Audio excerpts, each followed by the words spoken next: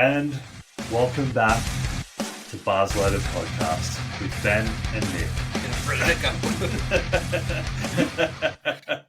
I'm going to say sinus or I don't want to say flu because that's kind of a little bit coronary for my liking, but maybe like a cold / sinus / like sneeze attack syndrome that I'm dealing with. I also shaved, as you can tell.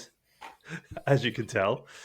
And what that did was, other than expose my boyish good looks, it also exposed a fuck ton of old man nose hairs that weren't so noticeable when I had a mustache covering them or for them to blend into. But with mustache gone, nose hairs were very apparent. So I quickly ran into the bathroom before the podcast, like 5 minutes ago, looking frantically for my nose hair trimmer, which I remembered when I was looking for it that I threw it out when I got a new hair trimmer, when I got a new beard trimmer, which didn't come with a nose hair trimmer attachment. So I was nose hair trimmerless, quickly scounged around trying to look for some scissors to try and pedicure my nose. Couldn't find any and resorted to pinching as many hairs as I could into a pinch and reefing it out of my nose. And it took me 3 goes to get each of them out of each nostril. And that was agony. So when you said it looks like you've been crying or your eyes look a little bit puffy, it's a combination of I have a migraine, I've had 4 Monsters, 3 coffees, modafinil, and I had a big sneezing fit, and I also ripped a bunch of nose hairs out of my nose. So today's a great day. Happy Monday. The amount of times that I'll be in the car driving and I'll be like, yep, good. And then what do you do with it?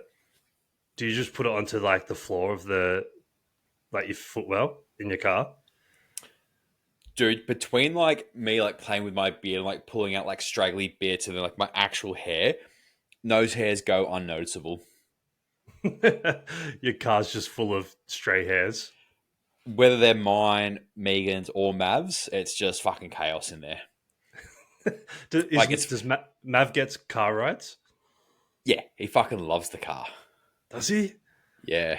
Is he like a calm car passenger, or does he go a bit crazy?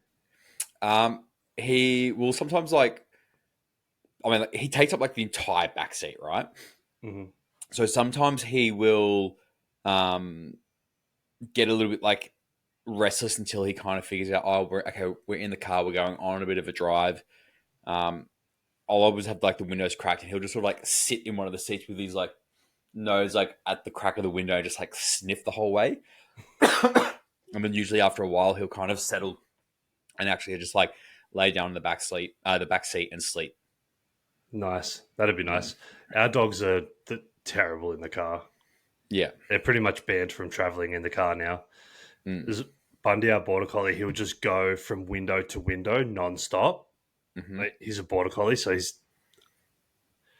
really smart, but he's also like not all there. Yeah. Like I think border collies are a really unique breed in the fact that they're like really smart, but they're also like really not smart. They're just a handful. I think they're probably like the ADHD of dogs. That and their work dogs. They're just wild, dude. Bundy's just a unit. So he just goes from window to window nonstop. Like, we've driven to the Gold Coast before, and he's just window to window the entire time. It's like 8 hours. Whereas, like, even when I've driven, like, even when I drove up to Newcastle when I came back, Mav literally just like chilled in the back seat the entire time. Yeah. And see, Enzo, he just tries to jump into the front seat nonstop. Mav tries that sometimes as well. So usually when he gets a little bit fidgety and he tries to come in the front, that's where I'm like, I've got to put your seatbelt on you. which essentially just like it goes into the seat, like the seatbelt holder, and then just attaches onto his collar. Yep. Does And he that's like usually that like, or not? he fucking hates it. He's like, this is bullshit. I gotta be fucking stuck in this shit spot. Does he get attitude with you? Oh, for maybe like once in a blue moon. Nice. But that's usually he'll just like kind of like look at me and be like, and then he'll just walk off. I'm like, fuck off then. But it's so funny, like when we, as in like Megan and I, when we go in like my car somewhere, there's just like hair and dust fucking everywhere. We go in her car and it's like it's always pristine. She keeps it clean. Yeah. So she's got like a Mitsubishi Outlander. Yeah, nice car. Very nice car. And it's like it's quite nice to drive. The only thing is her cruise control doesn't work. Oh, that's annoying. So when we went out to Tarabulga the other week, and it's like 100, 110 most of the way, I've literally got to keep my foot on the fucking pedal because her cruise control doesn't work. And I'm like, this is fucking bullshit. Why doesn't it work? Can you just get it fixed? Well, next time she gets it booked in for a service, she's going to get them to have a look at it and figure out why the fuck it's not working. Have I ever told you about what fucking happened with my Triton when I owned a Triton? Oh, But dude. it serves you right for owning a Trident too. So this is why I'll never own another Mitsubishi again. Mm. And I understand that they're good cars, and this was probably just a bad experience, but this was horrific. So I had a brand new Triton. It was before I went to America, so it was a while ago, right? And it was for me, it was the first brand new car that I'd ever bought. So I was stoked on it. I loved it. I was like, a brand new car. I was pretty young, like really early 20s at the time. Like I might have only just been 20. It was either 20 or 21, so it's pretty young. I'd had the car for probably about 2 months. It wouldn't have been longer than 3 months. It was between 2 and 3 months. I'm driving along near Green Hills, and my horn comes on. Just continuous. I'm not pressing my horn, but my horn is just on a continuous honk.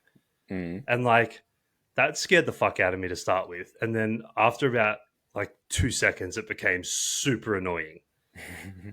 So I pulled over and I'm like, what the fuck's going on? So I'm like hitting the horn, trying to like get it to stop, turn the car off, the horn's still going, turn the car back on, horn's still going.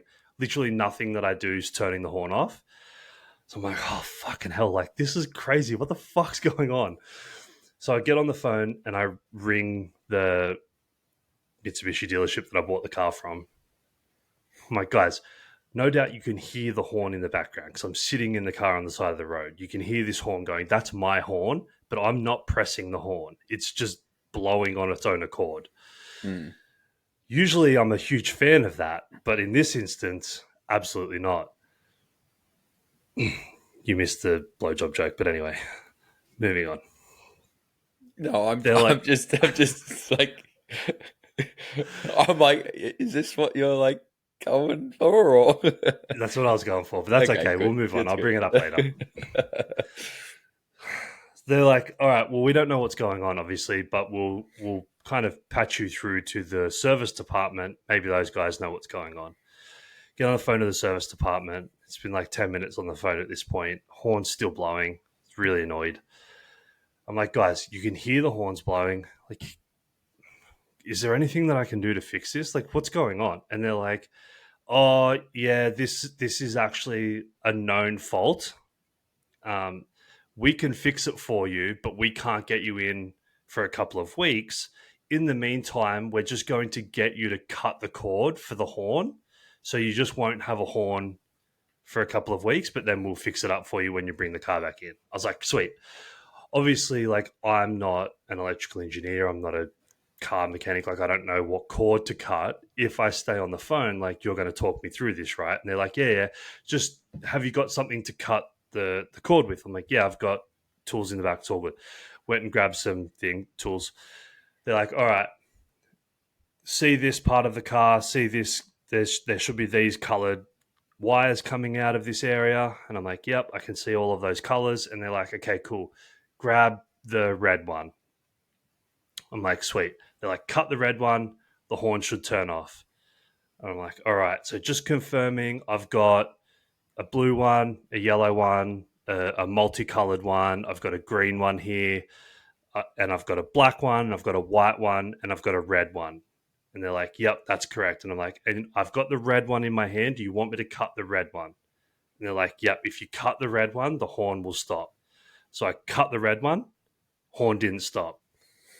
And I was like, all right, we've got a problem. I cut the red one, the horn's still going. What do you want me to do now? And they're like, oh, fuck, did you cut the red one? The red one is the airbag. We don't want you to cut the red one. We wanted you to cut the white one. And I was like, are you fucking serious? Like, I just confirmed it with you twice. You said the red one 3 times. And they're like, no, we said the white one. I was like, no, guys, you didn't say the white one. You said the red one. I confirmed with you said the red one. They're like, no, we said the white one. Cut the white one, the horn will stop. So I cut the white one, the horn stopped. I was like, all right, sweet. The horn stopped.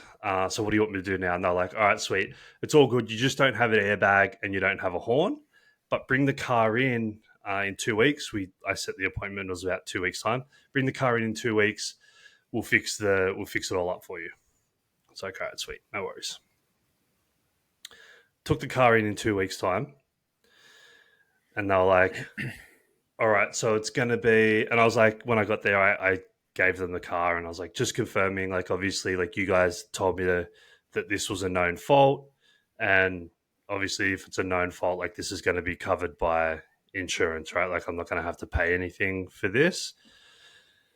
And they're like, oh, no, like, we'll fix the airbag wires and the fault so that doesn't happen again. But because you cut the airbag wire, that's not covered under insurance because, like, you just cut the wrong one. And I was like, fuck, I didn't cut the wrong one. You told me to cut the wrong one. I confirmed with you. And they're like, no, that's not what happened. And I was like, are you fucking kidding me? You're going to argue with me about this instead of, like, all you have to do is fix the fucking wire and it'll be fine. And they're like, no, we didn't tell you to cut that one. We told you to cut the white one. So I just, like, you know me, like, 38-year-old Nick, and you know how stubborn I am. 20-year-old Nick was 100 times worse. I call bullshit. Oh, bro, so to the point where I was like, all right, do you know what? Fuck it, don't fix it. Because I'm not going to pay for it because you told me to do it. And they're like, we have to fix it. You can't drive without an airbag. It's illegal. And I was like, I don't give a fuck. Don't fix it. And they're like, dude, we can't let you leave with this. And I was like, I've got the keys in my hand. You can't stop me. And I just got in my car and drove away. No, like, they followed up and they're like, you need to bring that in and get it fixed because we can't let you drive away without an airbag. And I was like, I'm not bringing it back in. So I quite literally just went to a mechanic and I was like, I need you to fix that red wire and don't fix the white wire because out of principle, I'm going to drive this car. I need you to fix the white one, not the red one. Out of principle, I'm going to drive this car for the entirety of the time that I have this car with no airbag just to spite those fuckwits that said I couldn't. So I had that car for like a year and a half before I sold it to move to America. And the entire time, it didn't have an airbag. Smart.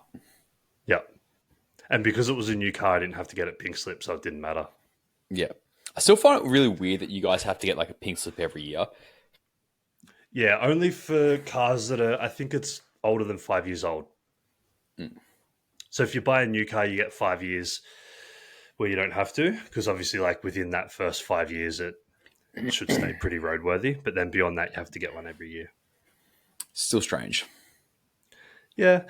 Well, dude, it was honestly like such a trip when I moved to Queensland and I saw just like janky cars driving around that like definitely wouldn't pass a roadworthy here. Yeah. You get like emissions tests. We have to do emissions tests and everything. God, and we think Victoria is bad. Jeez, man, that's fucking. It's pretty intense. So literally out of spite, I will never own a Mitsubishi because of that.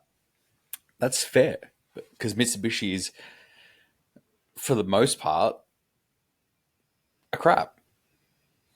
I liked my Triton. Value for money, it was pretty good. I mean, I'd much rather like a Hilux or a Navara. Yeah, I like the Navaras, but like the Tritons at the time was so much cheaper. Yeah, it's I because they're don't I crap. don't even I don't even think they're that much cheaper anymore. They're not like as different as they used to be, but comparatively, like they're still a bit cheaper. But you know what's really Yeah, funny? because I actually didn't know you'd press record. oh really? I was literally sitting here, I'm like, dude, like we should have been recording for like the last like 10, 15 minutes. And then I looked at the Yeah, time, I'm like, we have been. yeah, we've been on for 16. Everyone just Fuck. heard that. Good. Yeah, I think gone are the days of the formal intros. People know what's going on. Yeah, and if they don't, go back and start listening to some earlier ones and you'll kind of get the gist that we just frankly come on here and just talk shit pretty much every time. Yeah, I feel like people know what's going on. We're just Mm. going to press record. We're going to start talking. There's going to be some stuff that comes out. I'll probably regret half of it, and half of it'll be good. And then we just move on. It's just another day in the life. I want to. These podcasts have become, in part, us giving some insights into the way that we think about things, Mm-hmm. and also, in part, Nick's weekly therapy session. Mine also, though. Yours also. You Fuck get yeah, that? man. Yeah. I don't know that I could I don't know that I could go back to not having a 3 hour podcast with you on a Monday just to get things off my chest. So I think like this was the fun part about like when we first started, and we're kind of like, let's just literally record the conversations that we want to have anyway, because undoubtedly at some point, like people will get value out of the stuff we talk about. But even just the general shit we talk about, I feel like there's enough value in that shit as well that even if we didn't talk about anything training, we just kind of like debriefed on the week and told stories and stuff like that, there would still be a level of enjoyment from it all. Yeah. Man, there's plenty of stories. When you've Oh lived yeah. when you've when you've made the life decisions that I've made, um, it comes with its pitfalls, but it definitely comes with some good stories. And Oh at the end yeah. of the day, that's all that matters, right? That's it. Better decisions generally lead to more boring stories. Yeah. It's like, yeah. When they say that like nothing good happens after like 1 a.m., it's like, yeah, but the fun things do. Yeah, the stories that you tell afterwards definitely happen after 1 a.m. Yeah, they do. I've That's had the a whole few like, good. I've got a few it's good like, ones of those too. oh, so do I, man. But yeah, I once, how's your weekend I been? once, I once ran. Jeez, that in itself is a scary start to a story. Yeah, I know, but listen to this. When you lived here, did you ever go like into Newcastle? A couple of times. Do you remember where King Street is?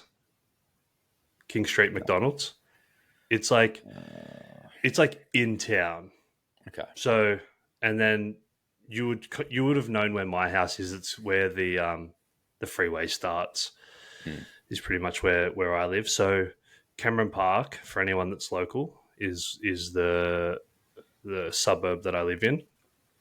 King Street McDonald's from my house is about a 30 to 40 minute drive depending on traffic. So that Mm-hmm. gives you a bit of an idea of how far away it is. I've ran that multiple times. Not walked, ran the entire way in jeans and dress shoes after 1 a.m. Good. Good times. Mm. Not the best of times. Good stories, though. Oh, yeah. Week's been good, dude. Week's been good. We had a busy week last week. Mm. I had a busy week last week. We had a busy week last week with Bars Loaded, which kind of We certainly did. added a few extra hours to my week, which was already quite a busy week last week. So, what did we do last week? We had 6 hours of podcasting, Mm-hmm. 6 and a bit hours of podcasting, Yep. which is like almost an entire day, really. When you Well, put we it that had way. 3 guest episodes last week. Yeah, three guest episodes and an hour episode. Yeah. And then so 3 actual like filmed hours, which equals almost the same on the back end. You're trying to Mm-hmm. like edit everything up and get the thumbnails done and get the sound bites done and get everything downloaded, which we've gone through on previous podcasts. It takes a hell of a long time to download and then upload. So that added to things. We had I had footy training, which was good. We were kind of so little backstory on footy training. Our stadium, our home ground, is also the home ground of the Newcastle Jets, which is the Major League Soccer team for Newcastle.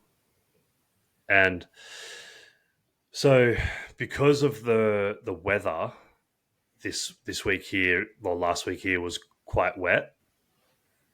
All week, and then we had 5 games on the field on Saturday, all 5 grades, and then the Jets also had a game on Sunday.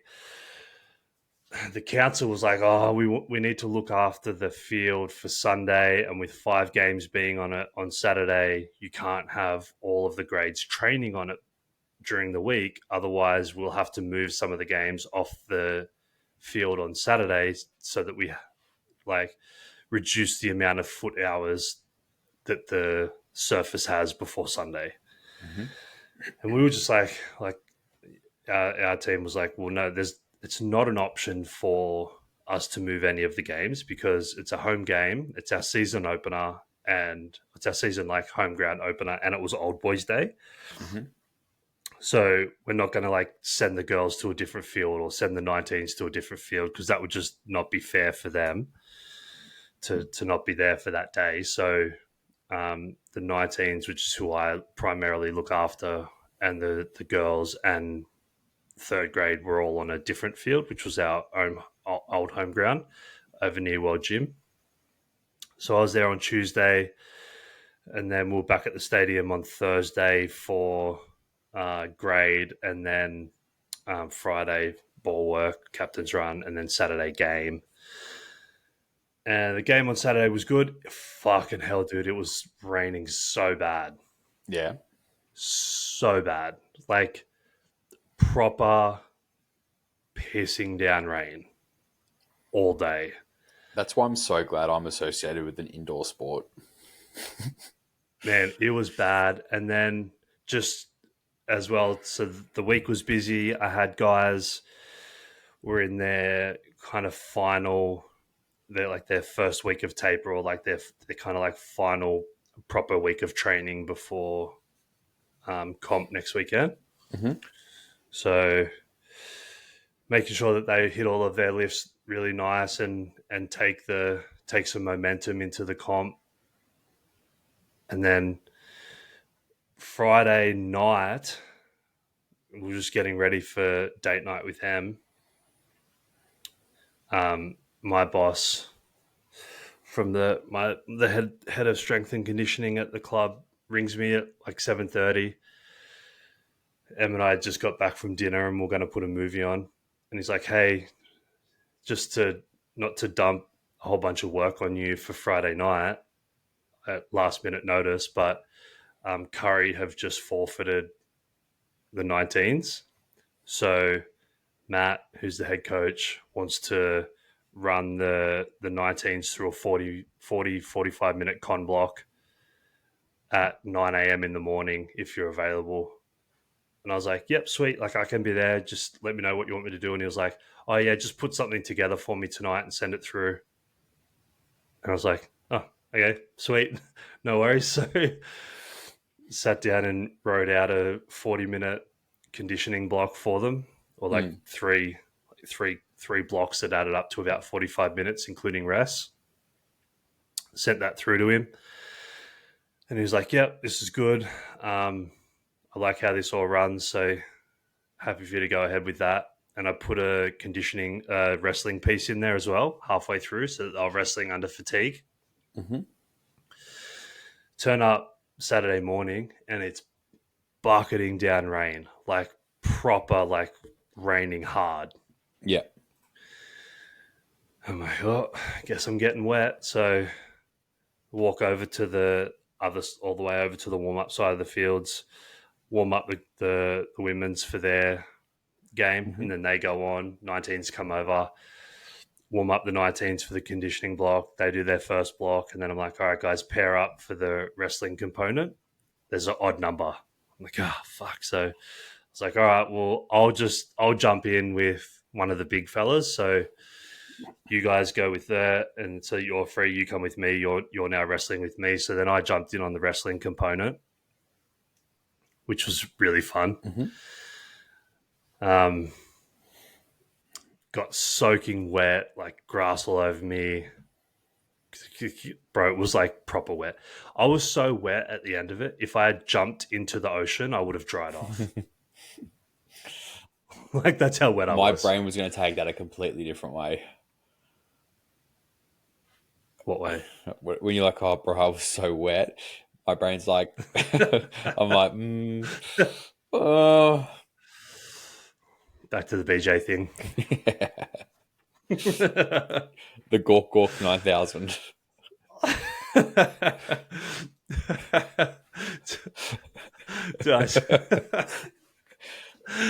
Oh. And this is how I get cancelled. I was running a program yesterday for a new client, and I was like, messaging him. I was like, hey mate, just double checking that you have a GHD at your gym. And he was like, yeah, I have a GHD at my gym. I haven't used it for anything other than propping my phone up to film bench press though. And I was like, perfect. You're going to become best friends with that. And then he sent through a photo and he was like, just confirming this is what you're talking about. And I was like, yep, that's the one.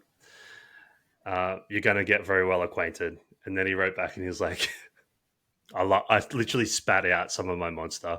He wrote back and he was like, perfect. Looking forward to getting acquainted with the phone holder 3000. Nice. Really, that's pretty funny. Yeah, but busy week, dude. Got a lot done.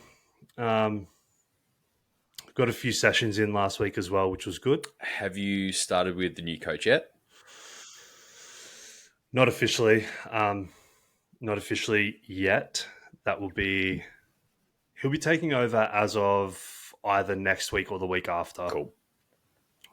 Just confirming a few dates at the moment. But yeah, he'll be taking over as of next week or the week after. But I'm kind of just implementing a few things that he and I have spoken about, and just kind of playing around with finding a baseline of some stuff. And yeah, it's been fun. Been very fun. I'm pretty sore though, that's for sure. How's your week? Busy, but good. Talk me through that. So I went to basketball on Tuesday night last week rather than Thursday, because I went and saw Bring Me the Horizon Sleep Token on Thursday. Yeah, was that good? Just say no. It was fucking atrocious. good. Thank you.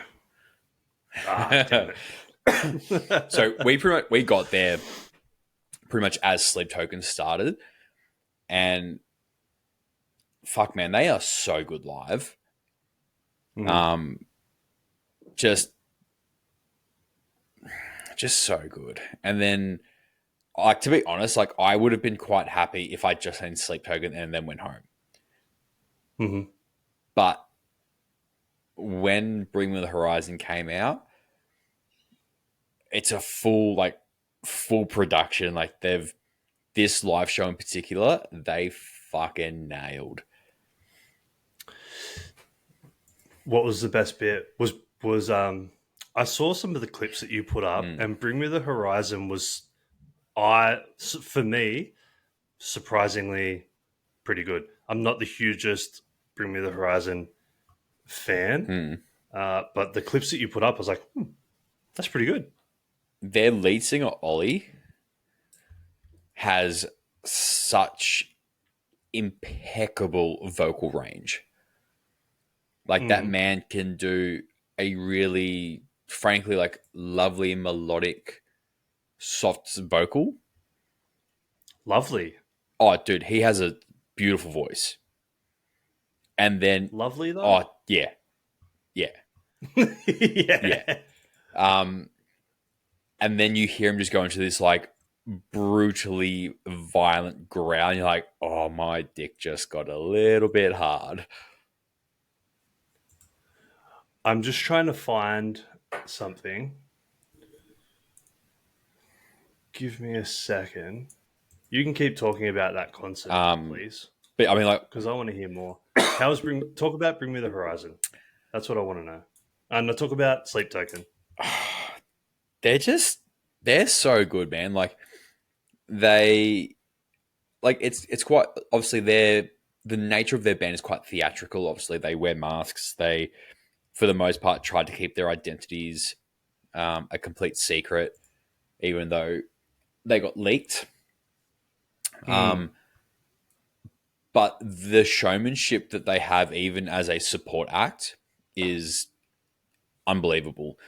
It makes me very jealous that, we don't live in a part of the world where they can pop over and be like, oh, we're doing a last minute show at this pub in Melbourne or at this pub in Sydney or wherever it is. But yeah, they just sound like, when you listen to them on Spotify, they sound the exact same when you listen to them live. Yeah, because I know that you've got their record, and That's plural. I've asked you to play it. Yeah. Records. I've asked you to play it to me over Instagram video numerous times, and I was like, oh, that sounds so nice. Yeah. Is that how good they sound live? Yeah. Because I'm a huge Sleep Token fan. Me too, man. Like, it was funny. It was only really the day of the concert, because my friend Mel, who got tickets for it, she called me a few days beforehand. I was like, what are you doing Thursday? And I was like, I'm meant to be at basketball, but why? What's up? And she's like, I've got tickets to go see Bring Me the Horizon. I was like, oh yeah, fuck yeah, that'll be sick. And it was only really when I tried to look up online what time Bring Me the Horizon on they were going to be on. I'm like, oh, Sleep Token is also playing, and I did not realize. Oh, you didn't realize? No. Oh, dude. So that, as soon as you told me, I was like, oh, fuck. Yeah. So that was because I wanted to go to that. I just didn't want to pay the ticket price that they were asking, given that they were just a supporting act, and I'm not a huge Bring Me the Horizon fan. It kind of seemed like a bit of a waste. Do you want me to tell you something else that'll probably make you really annoyed? Yeah, sure. Tickets were free. I live in a perpetual state of annoyance anyway, so I feel like there's not much you can do to exacerbate that. Yeah. It's like that show, and he's like, pull over. He's like, I'm already pulled over. Super Troopers. Do you want me to annoy you? Yeah. Pull the car over. We're already pulled over. We can't pull over any further. Yeah. That's like, do you want me to annoy you? It's like, yeah, I'm already annoyed. Go for it. Our tickets were free. How? What? So, Mel... Are we back to BJ's again?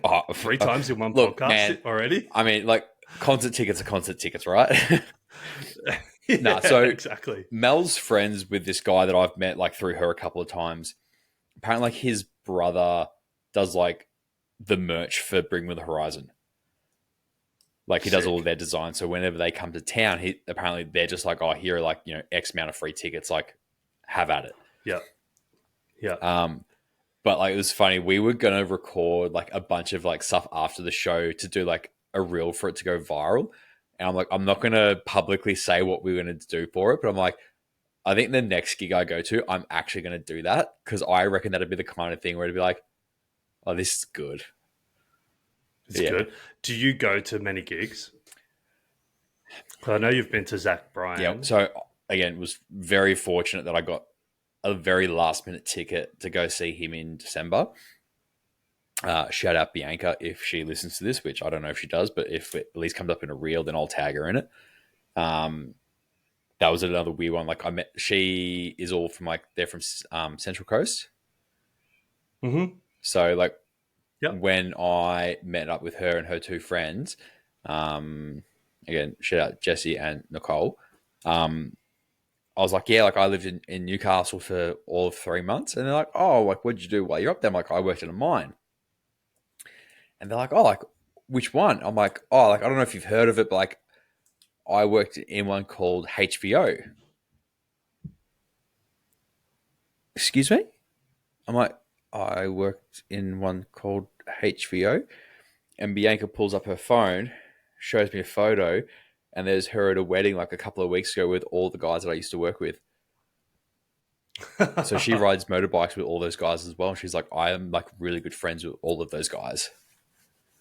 Yeah. Nice. What's her last name? Oh shit, I couldn't tell you off the top of my head. Yeah, nice. I know a few Biancas. So Yeah. But yeah, so like I try and go to gigs when I can. But I mean, it's also one of the things where I'm like, there aren't so obviously Chris Stapleton is coming out next year. yeah, I couldn't get tickets. Oh, I couldn't either, but I'm still gonna try. Because that's very much something because I think Marcus King Cole is supporting him and he's also fucking insane. I feel like that would just be Yeah, we had M's dad in the line to get tickets. Yeah. We had me on my computer, M on her computer and her iPad, and couldn't. Yeah, we still couldn't get out of the waiting room for those, which is kind of like, I was really surprised by that, given that it's like Chris Stapleton. I'm like, surely. With how much, and it was he did 2 Sydney shows, both sold out instantly. Like we couldn't get him. I was really surprised, man, because we got tickets to Luke Combs not easily, but like it wasn't hard. And I was like, this is the thing, right? Country's like the in thing right now. It's like everyone wants to go to these country shows, which Em's like super butthurt about because she's been a country fan entire life. Literally said like that's her genre of music that she likes from birth. Her and her dad have been country fans forever, like American country, not like Slim Dusty. Yeah.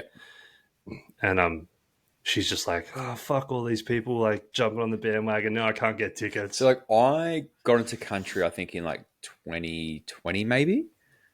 Like I started watching, again, like this is gonna be like a really cliche intro to country music, but I watched Yellowstone on Stan. Yeah. And I remember watching that and just like some of the scenery you would see in that, I'm like, oh my God, I'm really relaxed. And I was like, the playlist for this show is just sensational. So I literally started off by listening to like the Yellowstone soundtrack. And then like started finding like it's a good soundtrack. It's a great soundtrack. But I started finding all these guys where I'm like, oh, like I actually really like this song. Who's the artist? We'd check out the artist, like, all right, cool. We'd go check out his stuff. We'd sort of binge up, but go back to the Yellowstone and just sort of like jump through on shuffle. And that's kind of like what started building out like my taste in country. Yeah. I'm a big country fan too now. Mostly I was a bit of a country fan when I lived in the States. Mostly because when I first moved there, this is how old I am, there wasn't like streaming services for music. Back in my That wasn't a day, thing. Yeah, that wasn't a thing. You actually had to like listen to radio or have a CD player in your car. And I had a car that didn't have a CD player in my car, so I just listened to the radio. And the radio stations where I lived were not that good, but the country radio station was pretty good. So I just kind of left it on the country station because it was easy to listen to most of the time. And then I just really like, the more I listened to it, the more I was like, oh, I kind of like this. I can vibe with this. This is good. And then went away from it a little bit when I moved back here. And then now that Em's into it, obviously, like, I listen to it a lot because it's on in our house most of the time. Yep. Because I know my role in the house, and that's to keep my mouth shut unless asked. And so we listen to country most of the time, and I don't mind it. It's good. But yeah, so I had But what I was going to say is I was actually going to go to a show recently, last weekend, I think it was. Sunday just gone. No, not Sunday just gone. Not yesterday. The Sunday before. Chris's band played up here in Newcastle. Nice. So I was going to go to that, but then I ended up actually having a client consult booked late during the time. It's actually an overseas client. So the time difference, they booked the initial consult. So obviously, like, business takes priority, so I couldn't go to that. But what I was going to say is, did you see today the show that has been announced for later this year? Did not. I don't know if you're a fan of this band, but I'm very excited because I'm a fan. Who is it? It's Kublai Khan. Their first Kublai Khan, their first headline, their first Australia headline show, with Terror, Guilt Trip, and Splinter. So if you don't know Kublai Khan, you should. I don't. Look, do you actually not know? Get Spotify out. Get it out. Oh, Ben, I'm just constantly educating you. And I'm just constantly disappointing you. How do you spell it? KHUBLI.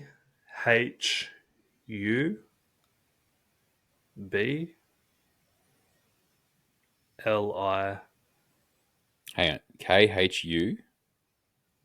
Yeah. Yep. B. Yep. LI. Kublai Khan TX. Cool. Yep. Which song?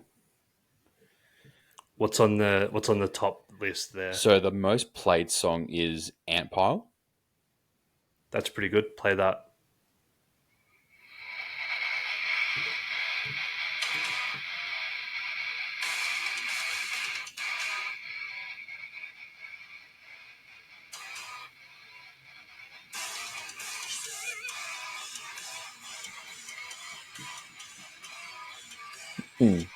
You'll be very pleasantly surprised.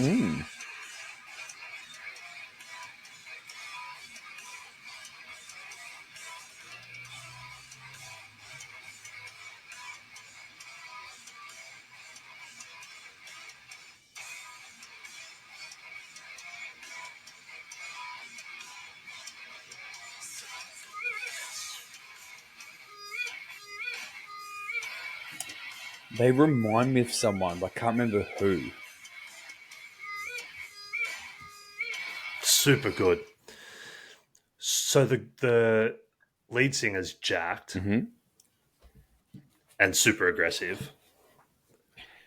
He's a little bit less jacked now than he used to be, but he's still jacked as shit. Does he trend really hard and eat really clean? Well, I think he used to. He does not so much anymore. But they're so good live. So I saw them live. They were back up for Polaris. When I saw Polaris, dude, they're so good. And he's just like they're really good. Okay. You should probably try and get tickets to that if you can, because it's good. Nice. Might even come to Melbourne for it. Ooh. That might be fun. That would be a lot of fun.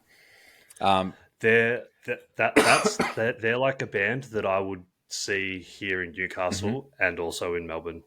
Nice. Like they're a staple Yeah. in my listening Repertoire.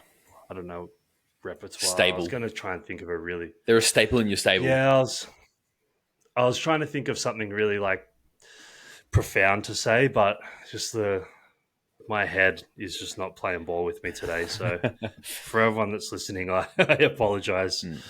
But yeah, today's going to be a simple one. So obviously I had the show on Thursday night, had a busy-ish week with work.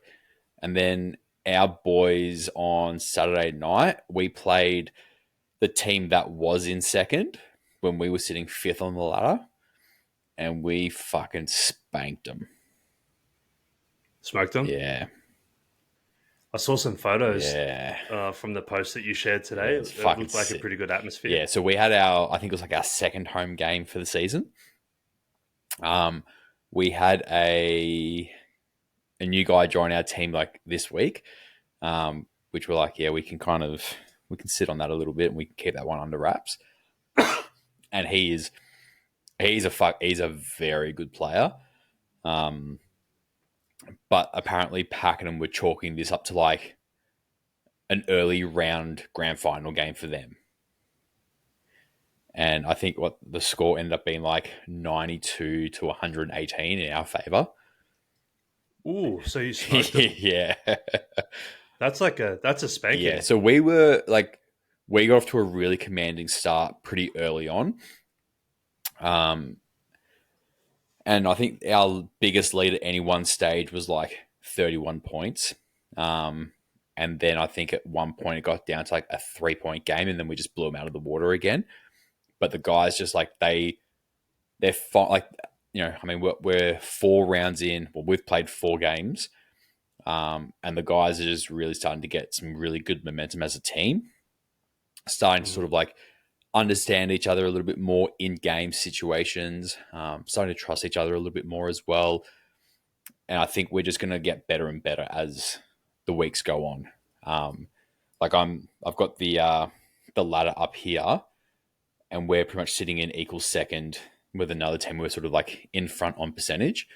But yeah, it's been a good start to the season.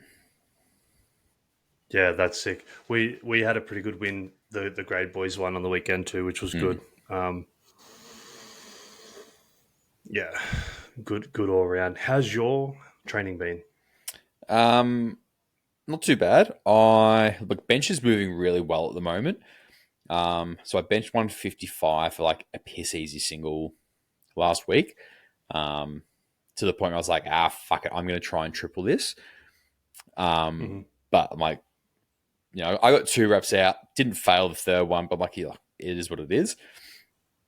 My secondary bench session, I Larson Spotto pressed 140 for a triple, which I was pretty happy about because that felt pretty strong.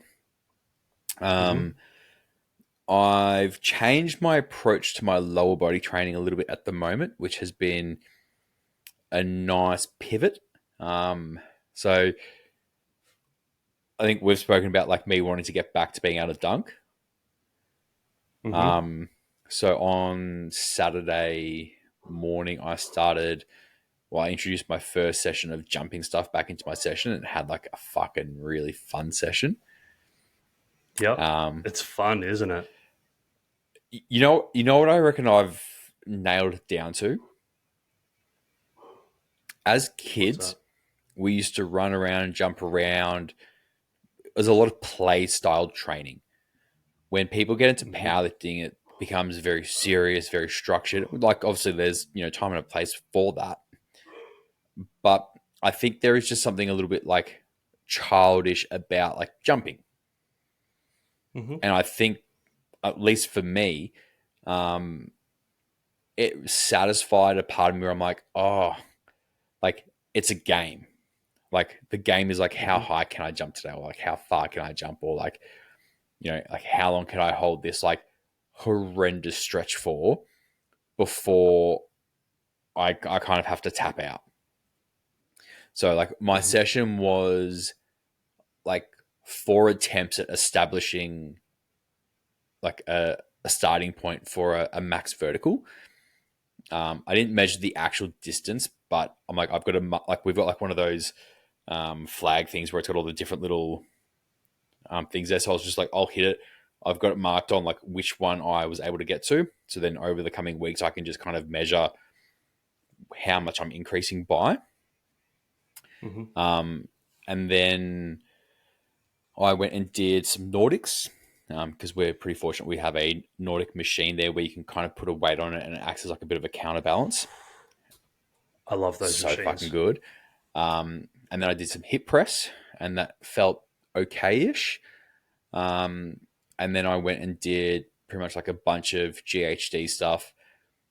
So like a combination of like rotating back extensions, GHD sit-ups, but like full range ones, Mm-hmm. isometric holds in like a parallel position, just like shit that really sucks. So as in Like like you're doing a GHD setup, you can lower down out into your torso is parallel to the floor oh, hold, and hold it in isometric yep, there. That was, like chest facing the ceiling. yeah, Yep. that was really hard. Um, Yep. and then I did like some Cossack squats, but with like extended pauses at the like end active range of motion. Mm-hmm. And that was incredibly uncomfortable. Mm-hmm. And then I did like some like whether you want to call them like isometric or like active pigeon stretches. So Mm-hmm. like shin sort of going across the box and using that front leg to actually like hold myself up. So not using my hands to actually hold the stretch. And Yep. it was quite funny. Like, I've been talking about like my hip issue for some time now. When I did Mm-hmm. that, like right leg on the box, like, yep, no worries. I can hold that all day. Left leg goes on the box. I'm like, I can barely get my fucking shin flush on the box. And I'm weak as piss being able to hold this. And I'm like, the lack of range of motion and the lack of like active strength within that, I'm like, this is probably why my hip's giving me so much grief when it comes to things like squats and deadlifts. It's a bit of a light bulb where you're like, found the issue. I, to be honest, I always knew it was a mobility issue. And then obviously, like, It just it highlighted just it. sort of highlighted it.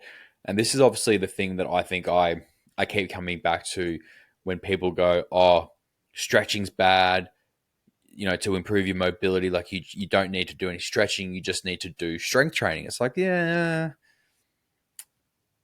sure. Like if you can access the ranges, it probably would help to get strong within them. But I'm like, if you can't access those ranges unless you literally have hundreds of kilos pushing you into those positions, then there's probably a little bit of validity in terms of, actually doing some stretching and getting your nervous system to kind of settle down enough so that you can access those ranges of motion and then go through and strengthen in those ranges of motion to give yourself neural feedback that you're actually able to access those ranges with some load in the hopes that your body kind of goes, yep, okay, we've figured this shit out. We can now access X, Y, and Z. Mm-hmm. Absolutely. So that felt like pretty good to go through that session. It was the first time I've like, I had like some interesting DOMs from that in my legs where I'm like, ooh, this is unfamiliar. Like lower leg. No, like just the type of DOMs that I had in my quads from jumping. Oh, in your quads. Yeah. Yeah. And then obviously being in the pigeon pose stretch, that the quad of the back leg got quite a work as well. Obviously trying to play a role to support the body as well. Mm-hmm. So that was quite nice. But I really want to get back to a point where I can dunk. I think what you'll find is that you make progress fast I'm now that you've introduced yeah, this, because that's what I've I'm noticed. just trying to do it at a rate where I don't jump the gun too hard. Like I don't want to be going all out max efforts from the get go. I was like, I want to give myself and my joints and my ligaments and my tendons time to be able to go, oh, cool, we can actually build some tolerance to the. Because like I don't want to start developing like knee pain and hip pain from like trying to do this shit too hard too quickly. I want to kind of give myself a few weeks where it's like I'm going to like ease into this, some like very low impact plyos, um, just get me used to like being a little bit more explosive off one leg. Because if I think back to when I felt my strongest and most athletic, and when I felt like my movement quality was at its all time highest, it was pretty much when I came off the back of, and dare I say it, like kind of like a CrossFit ish style of training, where it was a bit of Olympic Hmm. lifting, it was a bit of powerlifting, it was a lot of gymnastics, and it was a decent amount of conditioning in the way of like, it'd be kettlebell swings, it'd be push ups, it'd be like wall balls, that sort of shit. But Hmm. that's when I was like, cool, like I'm pretty well rounded in terms of like my overall strength. Like certainly wasn't, to the point where it's like, oh, I could be competitive as a powerlifter at 81 kilos when I was at the time. But I could still, I could back squat 200 in sleeves at 81 kilos roughly. I could deadlift like 240. I could clean and jerk 130. I could snatch 90. Like Yep. they're not bad Well numbers for rounded. someone who didn't really have a specialty in anything. They were just like, I just kind of like being strong and fairly fit. Like Hmm. it wasn't too bad, but I think if I can get back to a stage, um, Is that when you were doing those big box jumps as yeah. well? Yep. So like I just felt like quite athletic at that stage, and I think that's kind of the Yeah, stage I would 100%. like to get back to. Like obviously, I would like my numbers to be, significantly higher across the board. But I think if I can be at a Hmm. point where, like, if I can dunk at like 5'8" and 95 ish kilos, because I would imagine with the style of training, I should probably lose a bit of weight as well. Um, Hmm. if I can be about 5'8", about 95 kilos and dunking and, you know, high bar squatting 220 in sleeves and pulling, 5 reds plus pretty much like any day of the week, benching 160 pretty comfortably. I'm like, I'll be pretty happy with that overall degree of athleticism. Yeah, and I don't necessarily mean you'll make progress quickly in terms of like how hard you can push Mm, it, but I just kind of mean I think you'll make progress quickly in how how natural it mm, feels, and how less foreign it starts to feel very quickly, and how you start to not feel that soreness and stiffness. Like I know for myself, when I started incorporating some jumping and some running back into my programming, which I haven't really done a whole lot of mm-hmm. it. It's probably only been 3 weeks, Yeah. and I think the first week I did 2 sessions, the second week I did two Mm-hmm. sessions, and last week I did 3 sessions. So it hasn't been that many sessions, but for the first week, I was sore as shit, like sore in my Yeah. joints, like my ankles, my knees, my hips, my lower back, my shoulders, my wrists from doing like plyometric push-ups. Mm-hmm. Dude, sore as hell. Like it felt like I'd played a game of footy. And I felt uncoordinated as shit when I was trying to jump. Like I was landing heavy. I was like, it was bad. I was really trying to land heavy on my right leg so that I wasn't landing on my bad Mm. knee.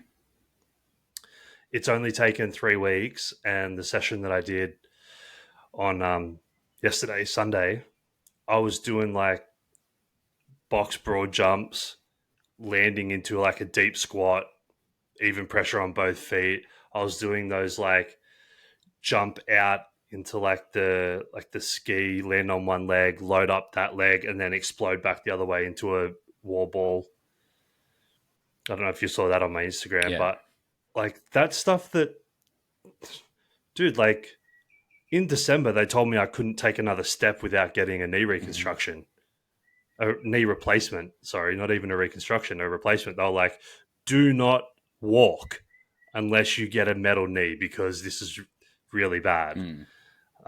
So to be doing this jumping style and feeling pretty comfortable in it so quickly Pretty amazing. is kind of what I mean is, yeah. And I think for yourself who doesn't have that same limitation with the knee and the ligament issue, like I think you'll pick it up pretty quick, especially given the athletic background that you have. I already felt like literally within the 4 attempts I had at my vertical, I was like, the first one I was like, oh, that felt atrocious. I'm like, I felt so heavy and clunky. I'm like, this just is not going to be fun. And then literally by the fourth one, I was like, oh, I kind of feel like I've already kind of remembered how to like jump and like produce force to get up high. It's then obviously like the landing mechanics I'm going to need a bit of work on. But it reminds me back in some force absorption. Yeah, like back in 2015, I went to Brazil for my best mate's wedding at the time. So he got married in like Brazil, which was fucking awesome. And that's at the time he was prepping for his like entry selection for the US Air Force. And he's like, dude, I still have to run while I'm here. I can't take time off running. You're coming with me. And I kind of just remember being like, fuck. Like, I haven't run in ages. And the hills where we were on an incline like fucking this. Like, they were brutal. It was like a 60-degree incline. And he's like, pretty much from here up to the top of the hill is about 400 meters, but the elevation is excessive. He's like, we're just going to run to the top, walk down, and we're going to do this 8 times. I'm like, fuck, all right, whatever. The first one, we get to the top, and he's like, dude, he goes, you were running behind me, and I could hear every step you fucking took, because it was just like, doosh, doosh, doosh, doosh. And I'm like, well, yeah, man, like, I haven't run in fucking ages. And then by the time we kind of got to, like, the third or fourth one, he's like, you are much lighter on your feet already. And then literally by the last one, he goes, if I couldn't hear you breathing as heavy as you were, I wouldn't have known that you were running behind me because I couldn't hear your feet hitting the ground anymore. And that's just my track background sort of coming in and me used to having like light contact on the toes, very minimal contact, but it's just sort of like I hit, I absorb, I produce, I'm off. And it's in very you know, quick succession. But I'll be... Yeah, so I'll be really curious to see sort of how the jumping mechanics come back. Because so we've got a guy on our team who, like, he's 6'3", maybe 6'4", white kid from Minnesota. I think he's from Minnesota. Forgive me if I'm wrong, but yeah, it's from somewhere in the States. And he's a white boy.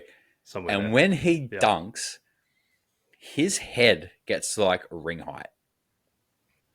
That's wild, hey? And he came up to me the other week and he's like, I need a mobility program. I'm like, why? It's like, oh, because I need like more mobility. I'm like, for what? He's like, oh, so I can like, you know, be better. I'm like, dude, your head gets to ring height when you dunk. You're fine. Yeah. But what I want to try and organize by like the end of the season is pretty much for him to be able to sort of like go up as if he's about to dunk and me sort of come up behind him and follow through and like essentially like dunk the ball. And because like obviously small hands, I can't palm a ball.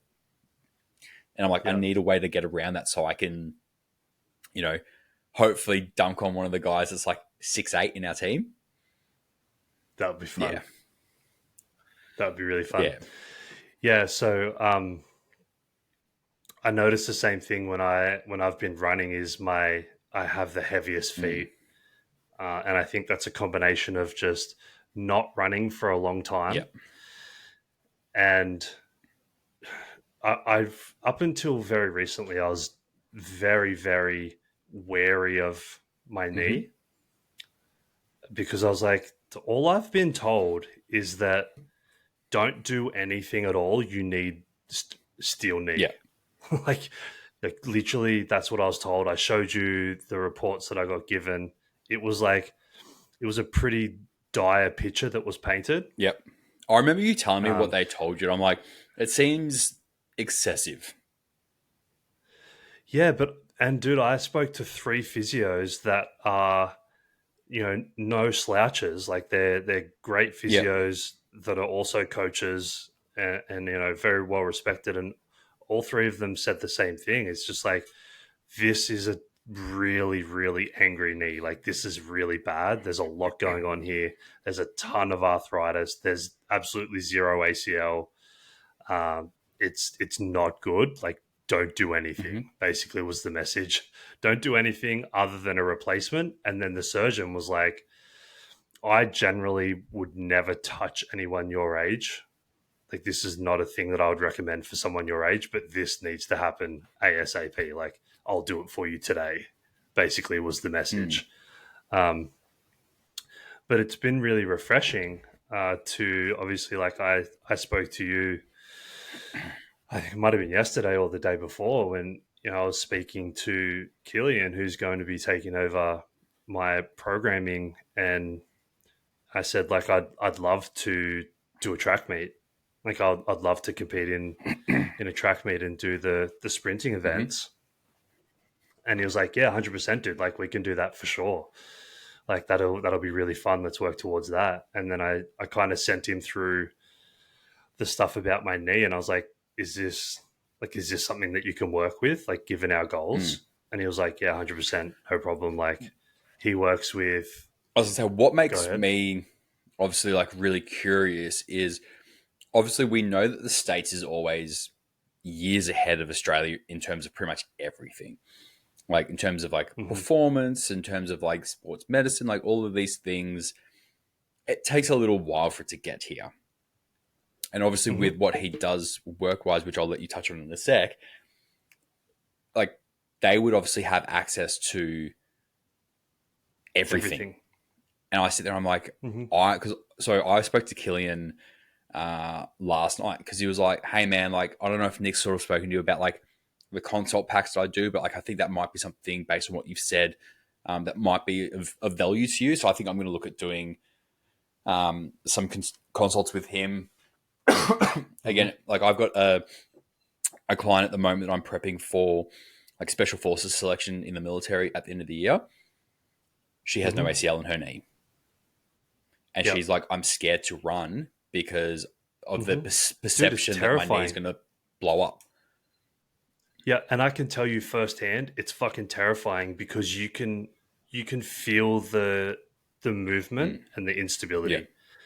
Um, so it is quite terrifying. But when I spoke to him about it, he was like, "Yeah, dude, no problem. Like, I work with NFL Mm. guys, NHL guys, um, and NBA guys that have partially or completely ruptured ACLs and or Yeah. labrums." And these are guys that see playing time or see field time in those sports on a week to week basis. So it's like, okay, so if you're working with these guys that have no ACL, they're obviously running, jumping, Hmm. lifting, and playing in those chaotic Hmm. environments. That's a big, like it's almost like my ears pricked up, and I was like, okay, so like I wonder what you're doing to manage this. How are you programming around this? What's happening that we're not seeing here or that we're not getting here? Because that doesn't happen here Mm. So um, the other thing that often. I'm going to try and do, I'm going to try and get Keezy to cover some of the cost of that consult pack because I'm going to be like, look, I'm going to book in consults with this guy from America who works with pro athletes. Obviously, like I'm going to be utilizing a lot of the time with him to understand more how to work with basketballers specifically in terms of how we can like prepare them so that obviously coming into next season for our like because we're actually going to structure like a proper preseason next year, which will be really really cool, and then proper in season training as well. I'm going to see if they'll cover some of the costs of the consults. Kind of be like, well, Yeah. you know, obviously if I move on from the club, like I'll pay that money back. But if I come on with the club again for next season, this is kind of an investment in the program. Yeah. Yeah, dude. He's the guy to do it for Yeah. sure. So Yeah, I'm really excited for that, to be I'm really honest. And excited to like, see how you're training, because I know obviously you've been a bit stale with training. I just hope he makes you train very arms. stale. Yeah, well, we spoke about Yeah. it. We spoke about it. I think it's going to be a little bit different to what you're thinking in terms of training arms. Though he does a lot of like, Isometrics. yeah, isometrics, but also like um, pulling like against not bands, Yeah. like fixed like ropes and stuff. Mm. Have you seen Yeah. that? Yeah, so he does a lot of that He's kind sort of of like stuff against too, like an which is upright, but like more, doing like these ones. yeah, stuff Yeah. like that. Yeah, against like the fixed object. So yeah, it should be really interesting. I'm keen to get fast, and it's cool. I was talking to a guy this morning about it, and he was like, "Oh, I'm really interested to see how this unfolds, given obviously like your footy background, where I did a lot of running. I was obviously like I was pretty efficient at Mm-hmm. running, given that that's 100% of the sport. Um, but then also now having squatted 300 kilos and having that really developed top end strength, how does that then transfer back to speed? Yeah. So a lot of our training will be taking that top end strength and transferring it powerfully through the Yeah. ground. Nice. So it'll be a lot of contact time, a lot of like explosiveness, a lot of plyometrics, a lot of isometrics, like fun Mm. stuff. So yeah, it should be I cool. very much look forward to sort of watching your training, especially when like you go, yep, like it's going. I very much look forward to Yeah, seeing how it actually unfolds and all that sort of stuff. should be Mm. cool. Got to buy a set of spikes. Delightful. I remember back when I used to run. So I don't know if you know that I was on a track scholarship in high school. Yeah, yeah. You told me. That's why I'm like keen. Like this is Yeah, exciting because I'm gonna have someone to talk about it yeah. with. So like I remember like I had a fucking electric orange and black pair of spikes. So like Nice. like I don't even have a fucking shoe in here that I can show you with, but like if you imagine say like this being the shoe and this being like the toe and this being the heel, from sort of like Hmm. the toe like across there to the side was all like orange, and then it had like the Hmm. the pullover like Velcro straps on it that sort of locked you in. Yep. Fucking, they were a sexy fucking shoe. But I also had three different pairs of shoes for athletics. So I had my sprint Yeah. spikes, I had my Yep. jump spikes I would use for like my long jump, my triple jump, and then I also had my throwing shoes for shot put. Yeah. Nice. I'm looking at Saucony Mm-hmm. ones, spikes, and they're like white and orange. But then I'm also looking at it getting a pair of. They look a lot like the Yep. spikes. They're like track shoes, but they're not actually Yeah. spikes. So they're like joggers that look like Yeah. Those are spikes, fucking but sick. with like a little bit more padding. Mm-hmm. Because the reason I want both is because I think I'm not sure that I'll be able to use the spikes every single session to start with. I think I'll probably have to alternate just until my feet and like legs get used to that zero Yeah. padding. I'm just having a look at spikes. Are you looking? I'm looking at spikes at the moment. Are you looking at the Saucony ones? I literally just typed in So they're like track white. spikes. Type in Saucony track spikes. They're the ones that I'm looking at. They're white, orange. How do you spell I it? think there's the SAUC. I Hang on. think something like that. Salcone, was it? Yeah.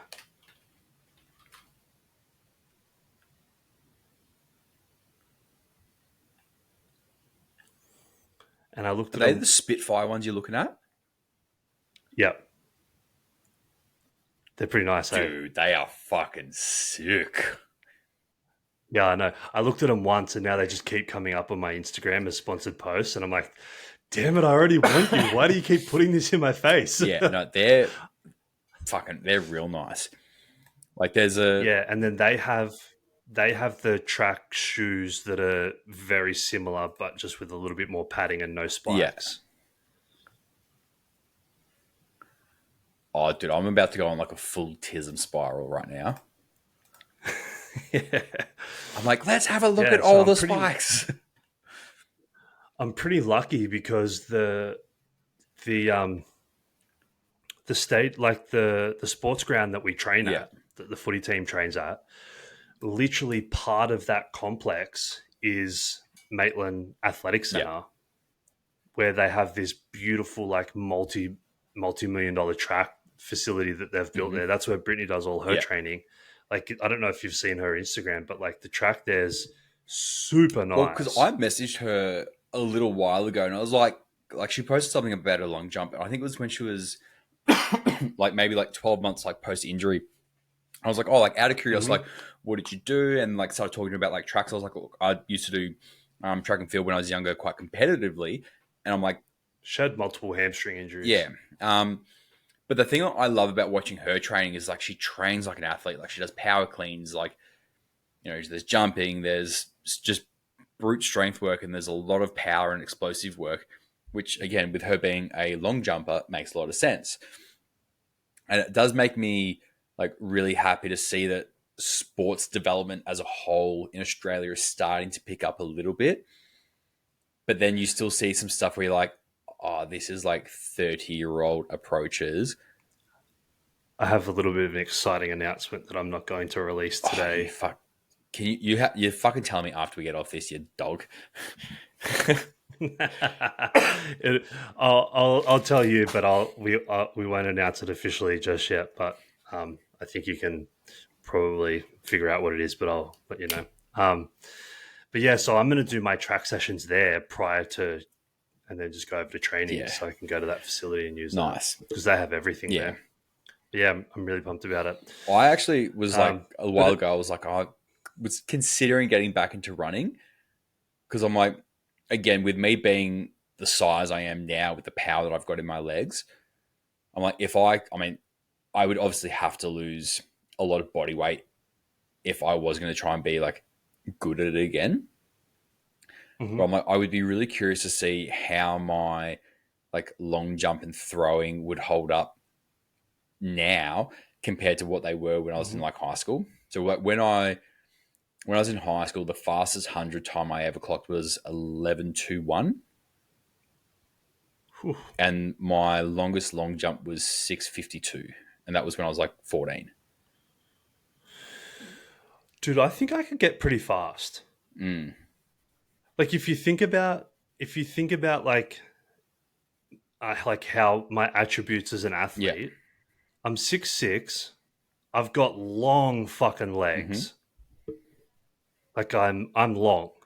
We know this when I squat. When you're like, oh, I'm long, I was gonna be like, yeah, but what are your legs like? Hey yo.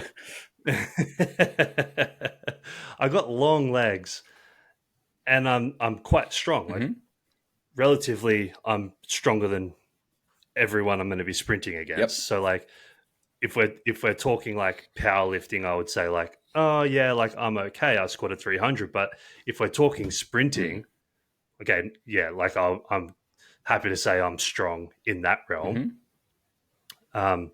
So if I can pick up the run mechanics, which is just a skill, like if I can learn the skill of it, I feel like I have the physical attributes.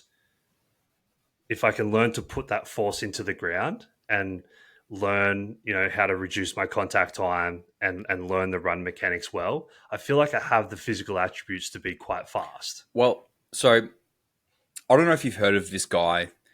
Like, he's an okay sprinter. You know, not exactly a household name, but like people in the know who he is. He's this guy from this little island in Jamaica called Usain Bolt.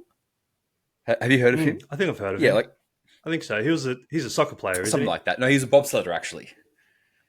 Yeah, okay. He did play. He actually did come to Australia to play soccer. Yeah. Anyway.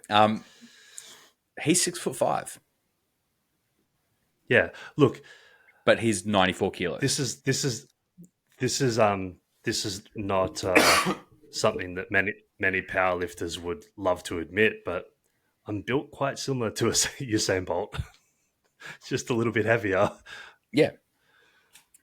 But So this is also obviously I'll have to drop a little bit of weight as well, which I'm not upset about. but this is the thing I feel like a lot of powerlifters get butthurt about. Is like you can sit there and be like, oh, I'm built quite similar to Usain Bolt. And people will be like, oh, why would you want to be built like him? It's like, have you seen how lean he is? And he still carries a really good Yeah, amount of muscle on him. And he is yeah, dude's incredibly fucking athletic. And then you look at, fastest man in the yeah, world. and then you look at most powerlifters and they're, dudes in their 30s and 40s who are overweight with a beer gut. They're like, oh, I fucking show you what athleticism is. I was like, sit down, mate, before you have a stroke. So the thing that I'm really enjoying about training like this at the moment is how robust I feel Mm. in in all like in all different scenarios. Mm-hmm. So like I was having this conversation with someone the other day, and it was just like when I was 140 kilos, 135 kilos, and at my peak Mm-hmm. strength, I felt frail doing anything that wasn't squatting, benching, or Yeah. deadlifting. Like and frail and brittle is like the right Mm-hmm. term. I literally felt like if I bent over to pick something up the wrong way, that it was like an injury waiting to Yeah. happen. And how often do we see that? You know, you're deep into a prep and you bend over to brush your teeth and you do your back, or you bend over to pick something up and you do your back, or you twist in your chair and you hurt yourself. And it's like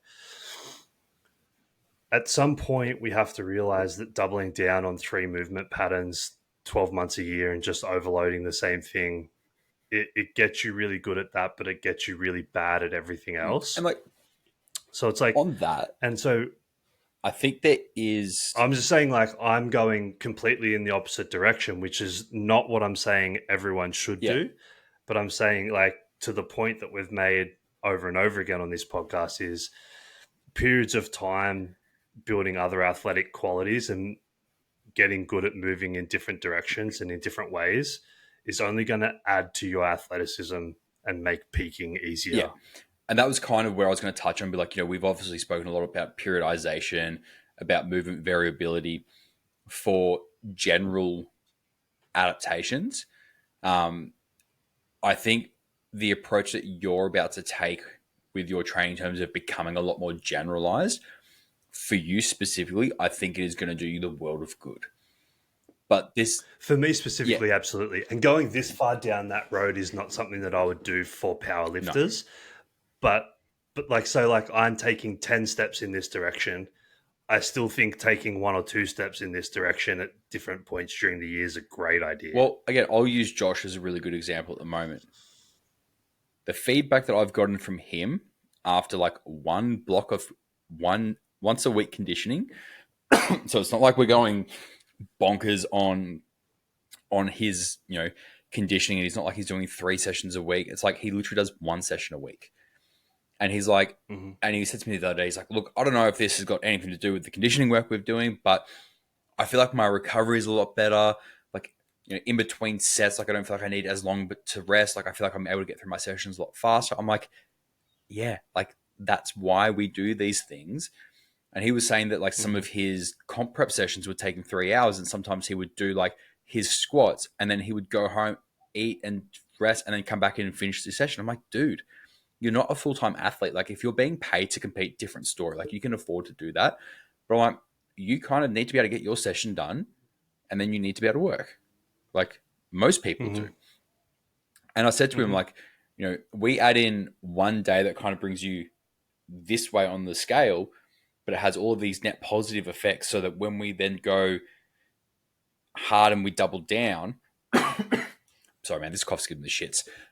When we That's all do right. double down on going really specific for him for a very specific outcome, he's in a much better position to be able to do a bit more work and then elicit a better result that we're chasing.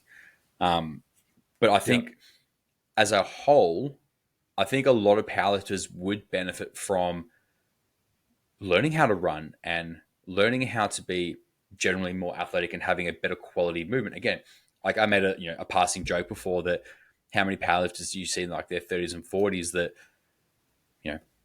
are overweight, unhealthy, and they use powerlifting as a bit of a shield for just moving shit and being really unhealthy. It's like, well, you want to pretend like you're an athlete, but you don't want to do anything remotely athletic. Like there needs to be a balance there. Yeah, and I mean, I was in that trap too. Like, we made a joke. We made a joke at the start of the podcast about me having shaved. And like, there's a reason why I shaved. It's because like I can see my jawline again. Mm, Like I had a beard almost down to my nipples when I was 140 kilos because I was a fat mm, fuck, and my face looked like it. mm. I didn't want people to see it, so I grew a beard to hide like how horribly bloated my face Yeah. was. Um, so now that you can actually see my jawline again, I was like, I feel like I think I want to shave this off so you can actually like see how handsome I Well, am. so I think Ben needs to appreciate know this. you've said a few times that like with you being, 20, 25 kilos lighter than you typically are, that you sometimes feel a little bit like weak and frail. And I know that I keep saying that like you look really good and you look really healthy. But honestly, man, like you even look happier. Well, yeah, Yeah, I yeah. know, but like it makes me really happy to see. And then when you go and do things like, shave your beard off, which I understand, like as obviously someone who also has a beard, that there's a lot of like identity that gets wrapped up in something like a beard. And the fact Hmm. that you've kind of like embraced so much like new shit in the last like 6 months, where you're like, you know what, like I'm gonna really step outside of my comfort zone here, and I'm gonna really like, you know, put myself first and make some really good progress across the board. Like I'm really fucking proud of you, man. Thanks, man.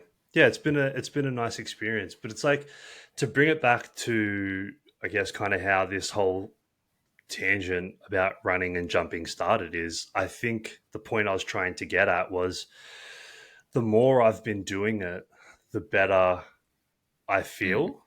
And it's like if I had the desire to really push my top end strength right now, I feel like I would be in such a good position right now to do that. Like a better position than I've been in for years Yeah. to really go down that avenue. So it's like you adding in the some jumping and some moving in different ways, although it feels quite clunky now. I know you mentioned the possibility of maybe doing a meet again. Mm-hmm. It was something that you were floating the idea of. I think that adding this stuff in now is really going to help you push the SPD and the top end strength more comfortably the better you get at it. Yeah.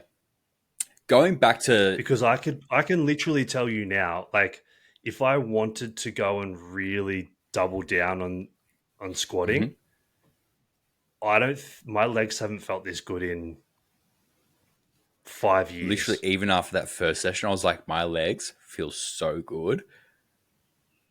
Yeah. And it's like I feel like if I really wanted to nail down and do it, which I Mm. don't, but if I did, I'd be in a great position to do Yeah. that. Going on a little bit of a backtrack when we're sort of talking about you being built like Usain Bolt, I would not be mad with that. Who's That's that? Usain Bolt. Can you make it bigger so that he's Oh yeah, dude. He's that's Jacked as fuck. I'd be stoked with that. So I'm sitting at about 127 at the Yep. moment.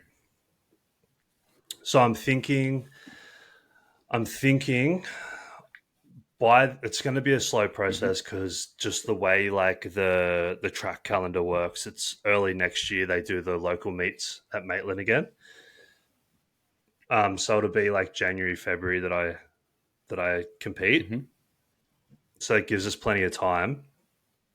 But I'm thinking by early next year, I want to be sitting at around somewhere between 105 to like 112. Yeah. I think's where I kind of want to sit. And if you, that's, pr- but that's going to be pretty lean for Be me. very lean. because I'm not going to sacrifice muscle to do that, and I already have, like, at 125, I already have veins all the way up my quads. So I think that'll be quite lean, but I think that'll be a nice body weight for me to be pretty quick at, Yeah. It'll be good. which I look is forward to seeing it. the goal. And then also, the more the leaner I get and the fitter I get, the more work I can do. Yeah. Right. And this kind of ties back into the Josh conversation that you had, where it's like, and it's a conversation. Do I want to bring it up now? Yeah, fuck it, I'll bring it up now. This is a conversation I have quite often. It's one of my biggest pet peeves, and I'm not sure that I've spoken it out loud to you. But it's like, you probably don't have CNS fatigue. If you're a powerlifter, that's probably not CNS fatigue. That's probably just the fact that you need to do some more conditioning so that you're not tired from lifting weights. That's probably what that is. Yeah. So there's two health metrics I track with my online and in-person clients. There's blood pressure and resting heart rate. I've had some people, when they've come to me, they'll be like, my resting heart rate within 10 minutes of me waking up is 80.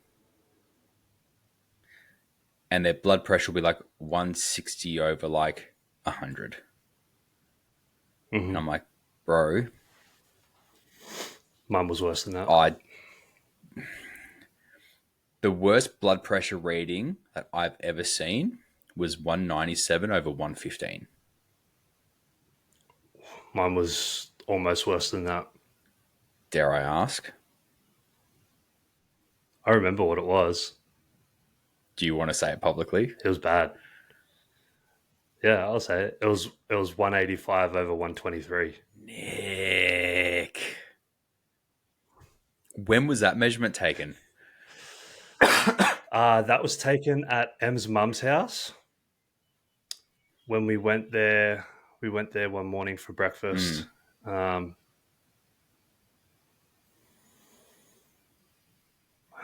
would have been early December. Early to mid-December it was. So just before Christmas. And I decided then, like, I need to figure this out. So I dropped a little bit of weight before Christmas. So if you look at Christmas photos, I was a few kilos down then. But then it's been like ever since then, my blood pressure's perfect now. Nice. So you can see it in my face. Well, I was going to say, like, I remember when I moved up to Newcastle and I was like, I wonder what shade of purple Nick is going to be today. Whereas, like, looking... Yeah, well, Team Purple was the joke. Yeah. Like, that was a thing. Whereas now it's like, I say this often and I'm probably going to continue saying it because it makes me really happy. It's like, you look healthy. Thanks, man. Even though my lack of water consumption. You know what? Like, we pick and choose our battles. And on that note, that'll never be a battle that anyone wins. Delicious. That's never going to happen. But yeah, back to this. I feel like this is kind of a perfect segue to the topic that we wanted to cover a little bit today was deloads. And when we like to use them, and if we like to use them, and kind of what are the different ways that we like to implement them, and kind of dive as deep as we could on it, or as we like to on it, which, knowing us, is probably going to be far too deep for such a simple topic. But I mean, that's one of the things that conditioning is great for, and I feel like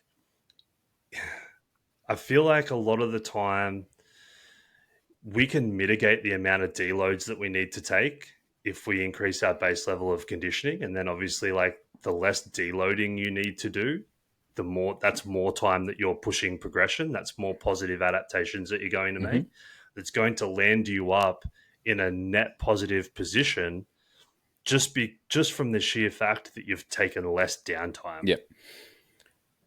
Do you sort of want to start off with how you like to approach deloads, or do you want me to start? Look, I think it's probably there's a lot of different ways that I like to approach it. So I think if we just start with one and just see where that leads us, but say like typically in an off-season scenario or outside of a competition Mm-hmm. prep, I will typically take a more reactive approach to Yep. deloading, where I use performance as a metric or performance as a guide to whether or not we need to deload. And then that's when I'll bring in a deload when I kind of see the metrics trending in a manner that I feel warrants a deload. And when that occurs, generally it will be more of a devolume than a Mm-hmm. deload. So generally, I would like to keep relative intensity fairly high, depending on the phase of training that we're in, and just lean more towards pulling out volume to allow more recovery during that week. Yep. In that same scenario, what would you lean more towards?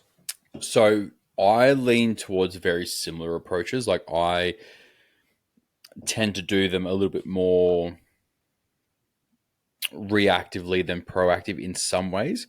Um, I typically program fairly low volume anyway, um, because I just quite like going like 1 to 2 like hard sets and just being able to push it that way. So I feel like that's a really good way for most people to be able to manage general volume and fatigue and all that sort of jazz anyway. So I don't really feel like I have to deload them too much on volume.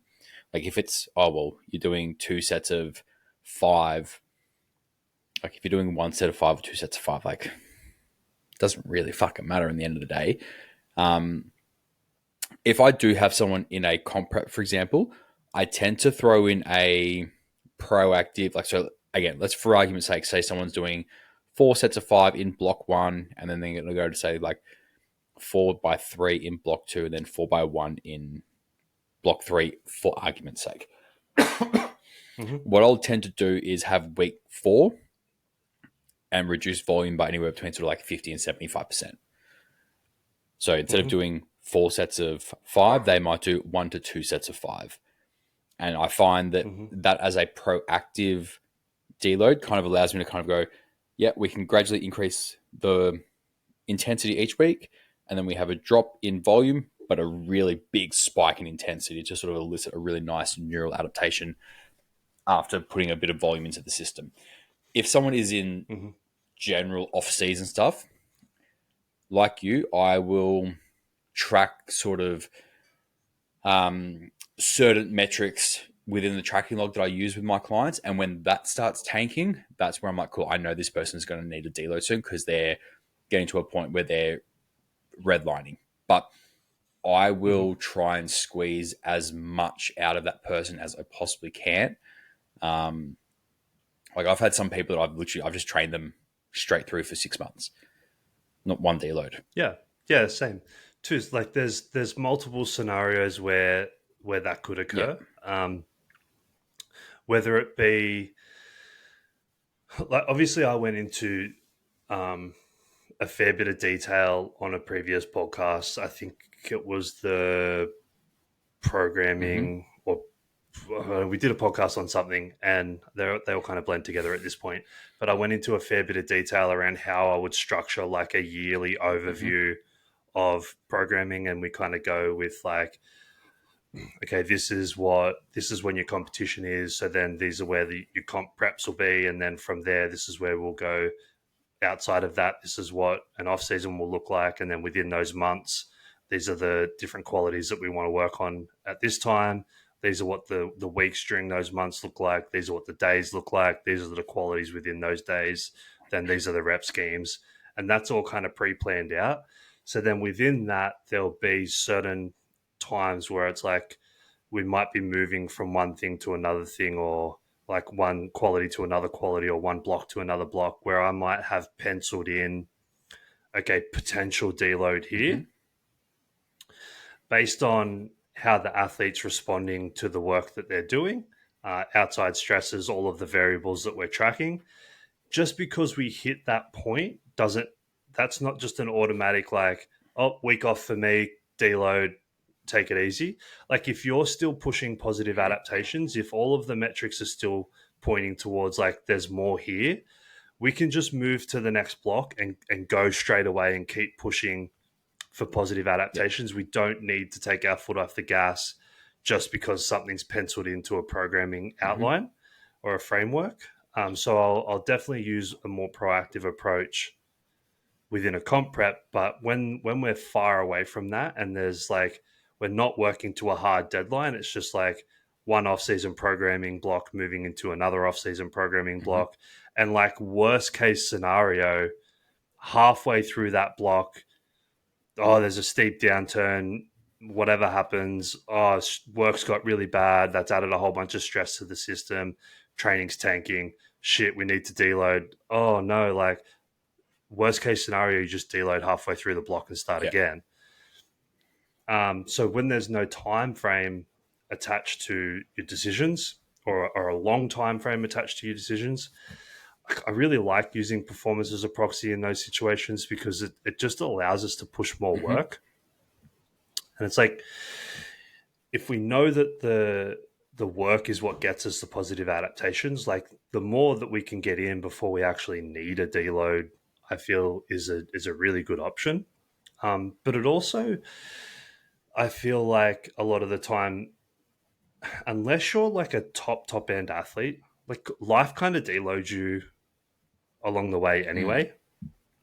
You know, you'll have, I'll have clients that might be like, oh, look, yeah, out this week I only got 2 sessions in because, the kids were crazy. We had sports on all over the place. I had to do a few overtime shifts at work. So it's like, oh, if you only did 2 sessions this week, what, like that's a deload. Yeah.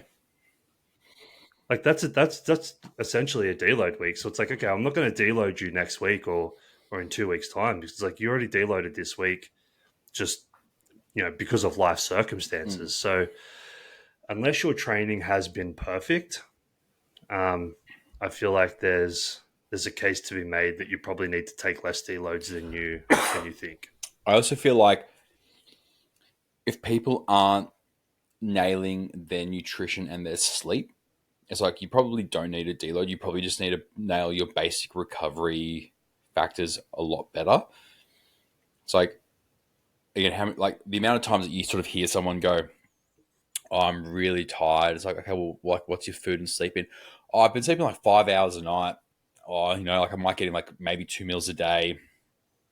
It's like, yeah, no wonder you're tired. Your body is screaming for more food, more sleep, so it can recover properly.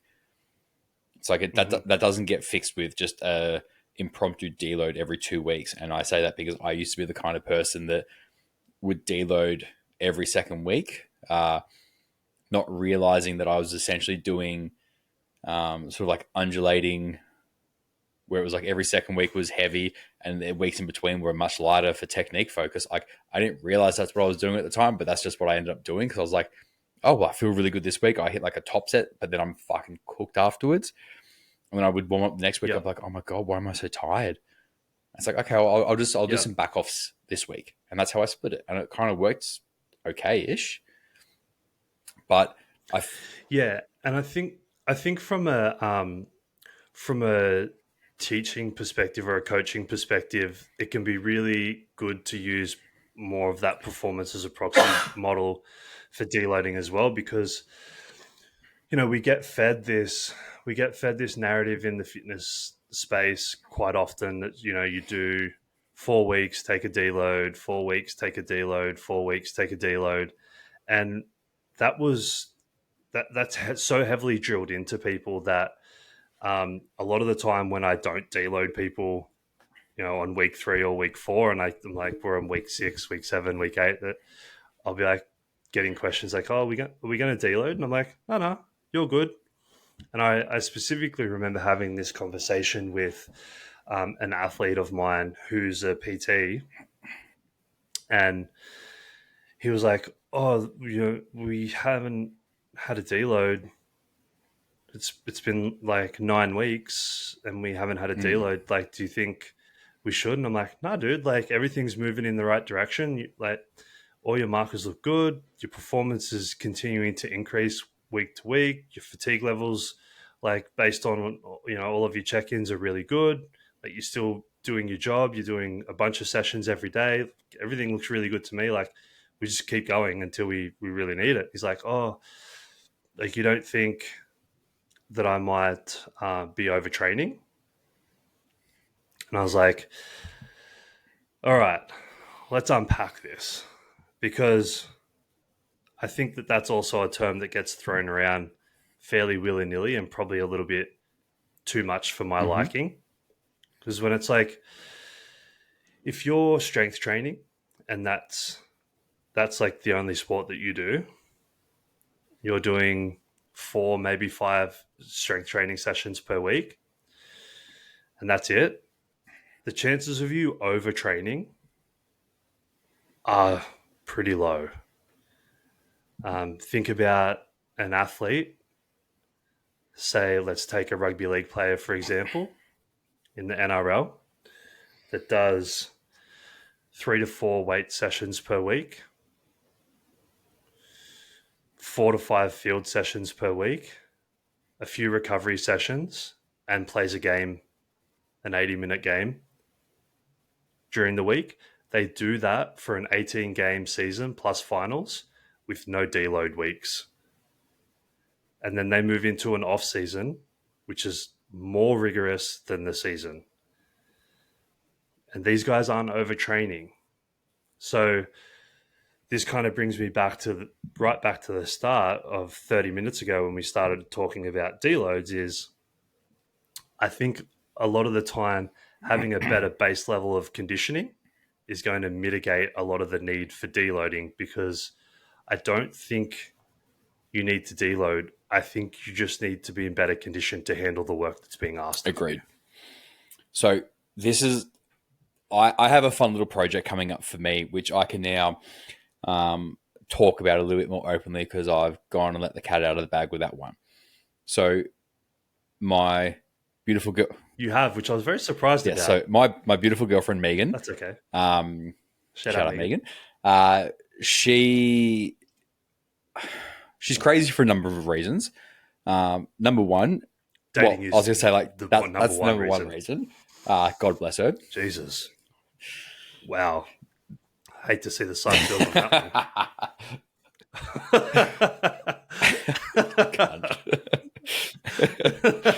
one. Wow. But she also does like ultra marathons. Shout out Megan's therapist. And I'm not talking ultra. Her running is her therapist. There's a reason why she does ultra marathons. But we're looking, or she's looking at doing a run probably around like sort of like October-ish. That's like 100 Ks on trails. So it's not like running on a road. It's like running in the bush, uneven surfaces, all that sort of stuff. So at the moment, she clocks up about 50 Ks a week worth of running. And then she tries to squeeze in like 4-ish strength training sessions. Now, if someone was going to overtrain, it would be her. So I kind of said to her, I'm like, when you actually decide on your race, me being me, can I reverse engineer your training, your running, and kind of go, let's track data across certain weeks, have certain weeks where they ramp up quite high, have weeks when they sort of taper off a little bit.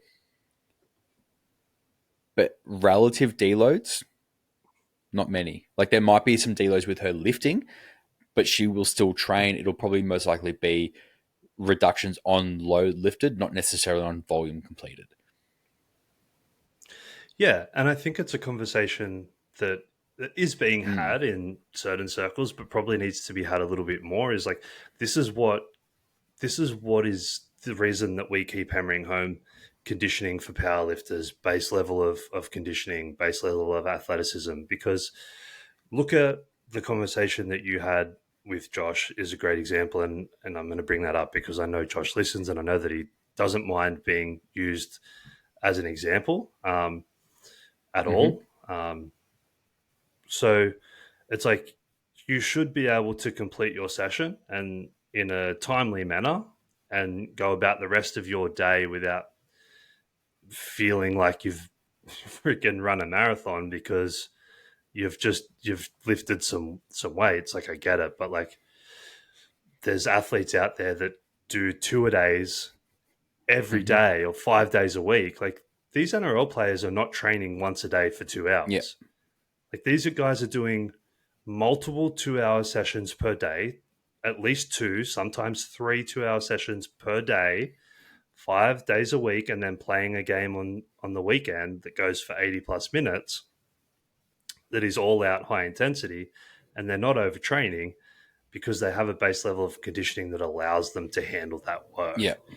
And I see it firsthand with one of my clients, shout out Nathan, who also listens and doesn't mind getting brought up. That dude has a tank like his engine is ridiculous. Yeah.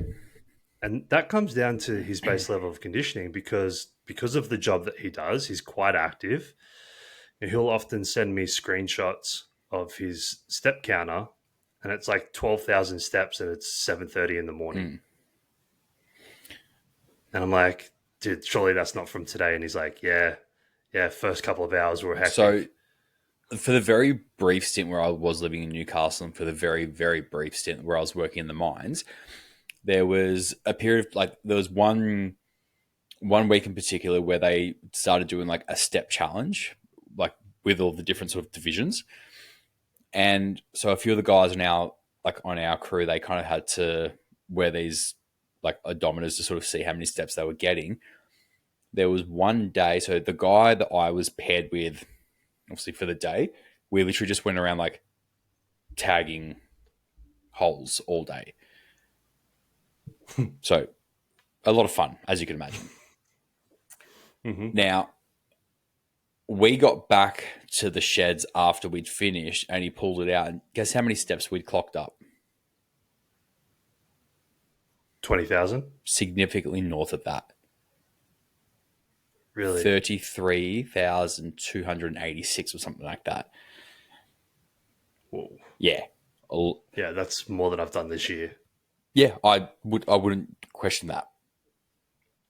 But this is where, like, I mean, I wouldn't really classify steps as conditioning. I kind of look at steps as just a baseline of like, what is your NEAT levels for the day without actually going, hey, this is how many steps a day you need to get. Because the moment you set a step target, it's no longer NEAT. No, it's prescribed. It's Yeah. prescribed neat. Um, It's a little bit different. but I like you made a reference to like Nathan's engine and like it's like the bigger the engine and the more robust it is, the more it can handle. And that obviously benefits not only the ability to work harder in sessions, but the ability to recover faster, not only between sessions, but like between sets. Like there are a lot of Mm-hmm. benefits that will come from really creating a robust engine that can work really hard for a really long time. Yeah, and so if you think about that from a gains perspective, and you're to really kind of like drive this point home is like I understand that you're a power lifter and you just really love lifting big weights and getting as strong as Mm-hmm. possible, and you don't want conditioning to lose your gains, right? Is like the common argument is like, oh, I'll lose my gains. No, it's going to have the opposite effect because think about it from the perspective of if you build a bigger engine, if you have a better baseline of conditioning that allows you to recover better and get in more work and then recover better, you're going to need to take less deloads. You're going to be able to get more work in, and over, say, even if you just condense it into a 12-month period, if you can half the amount of deloads that you need to take because you have a better recoverability, that's double. That's like so much more work that you can get Mm-hmm. in and less backward steps. If you think of a deload as like I'm taking a backward step, that's half the amount of backward steps you have to take during the Yeah. year. That's more quality work that you can get done.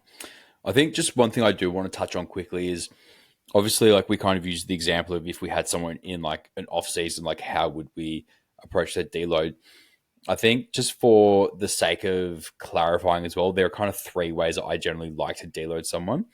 One is a deload on volume, as we kind of spoke about. Two is a deload on intensity or weight lifted, as I kind of mentioned with Megan and how that might be applicable to her deloads. Or three is generally a deload on volume and intensity, which is generally Mm-hmm. what we'll tend to see the week of comp as someone really Mm-hmm. starts to taper into comp. That's generally the only time that I will ever program a deload on both. I think for me, like I'm obviously more inclined to give someone a deload on volume and allow the intensity to stay high, given that's the primary adaptation that we're chasing.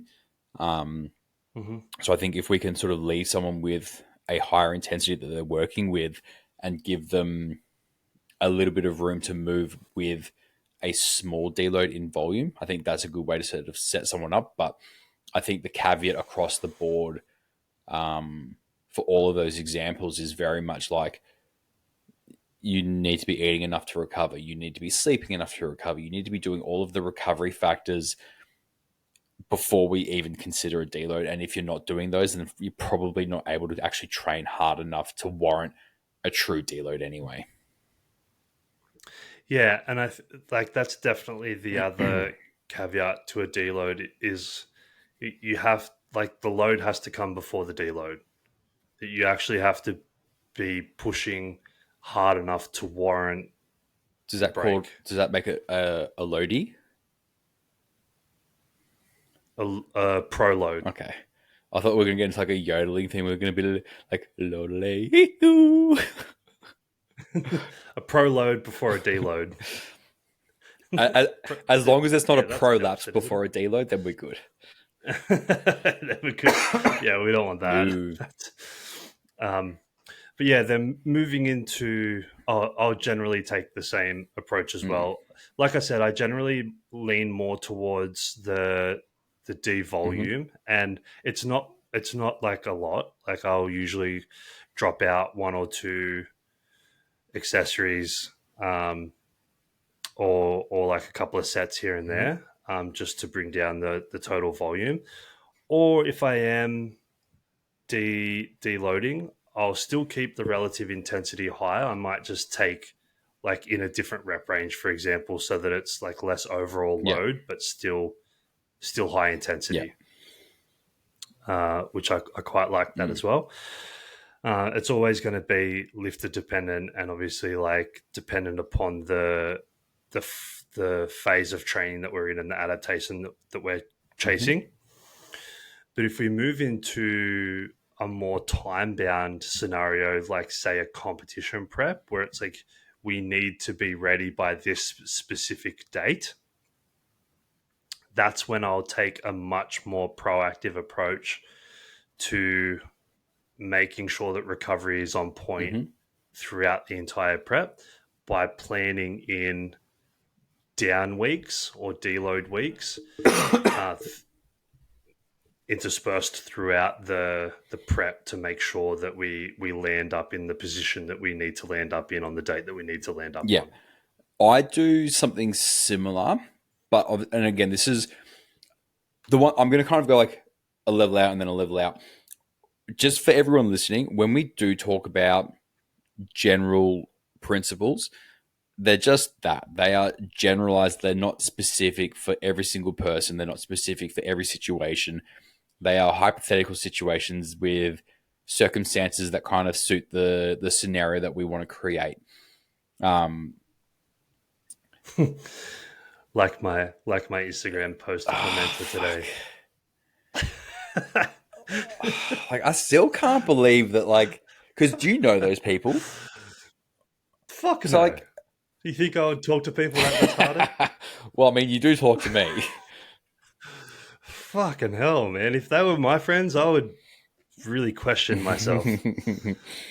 No, I don't know those people. But yeah, so I feel like if we just go, yep, like they're general principles, they're not applicable to every situation. How I kind of will change that a little bit different is, so if we are working with time bound, obviously depending on how many days a week someone's training, rather than giving them like say a full deload week, I might change some of their training days around a little bit and give them a recovery session in place of a specific session. So instead of going, cool, you're going to have the full week as a deload, it might be like, cool, it's going to work out that you've actually got a 4-day deload. The session sort of like either side of it, instead of being up here, they might sort of come to here. Then we bridge a bit of a gap here, but then it sort of allows us to go sort of down to that valley fatigue, recover, and get that super compensation sort of like adaptation that occurs after that. But if, again, that is something that, you know, you're really only going to be able to figure out the length of a deload required for that to occur with a client properly. So again, I'll use Ro as an example. She got crook as shit, pun intended, before her comp. Was it this year? Yeah, it was back in like March. So she got sick on, I think, the Friday or the Saturday, and was competing the following weekend. So she was in bed with gastro and a fever pretty much until Tuesday. She went back in, trained Wednesday, and she trained Thursday. She had Friday as a rest day. She competed Saturday. Whew. Nice. Now, she did her last heavy session on that Wednesday. Mm-hmm. She did her last heavy squat session and her last, I think, heavy bench session on the Thursday. Yep. Obviously, that is by no stretch of the imagination a ideal outcome, but sometimes like preps go fucking tits up at the very last moment, and you still need to find a way to get onto the platform and still put up something decent.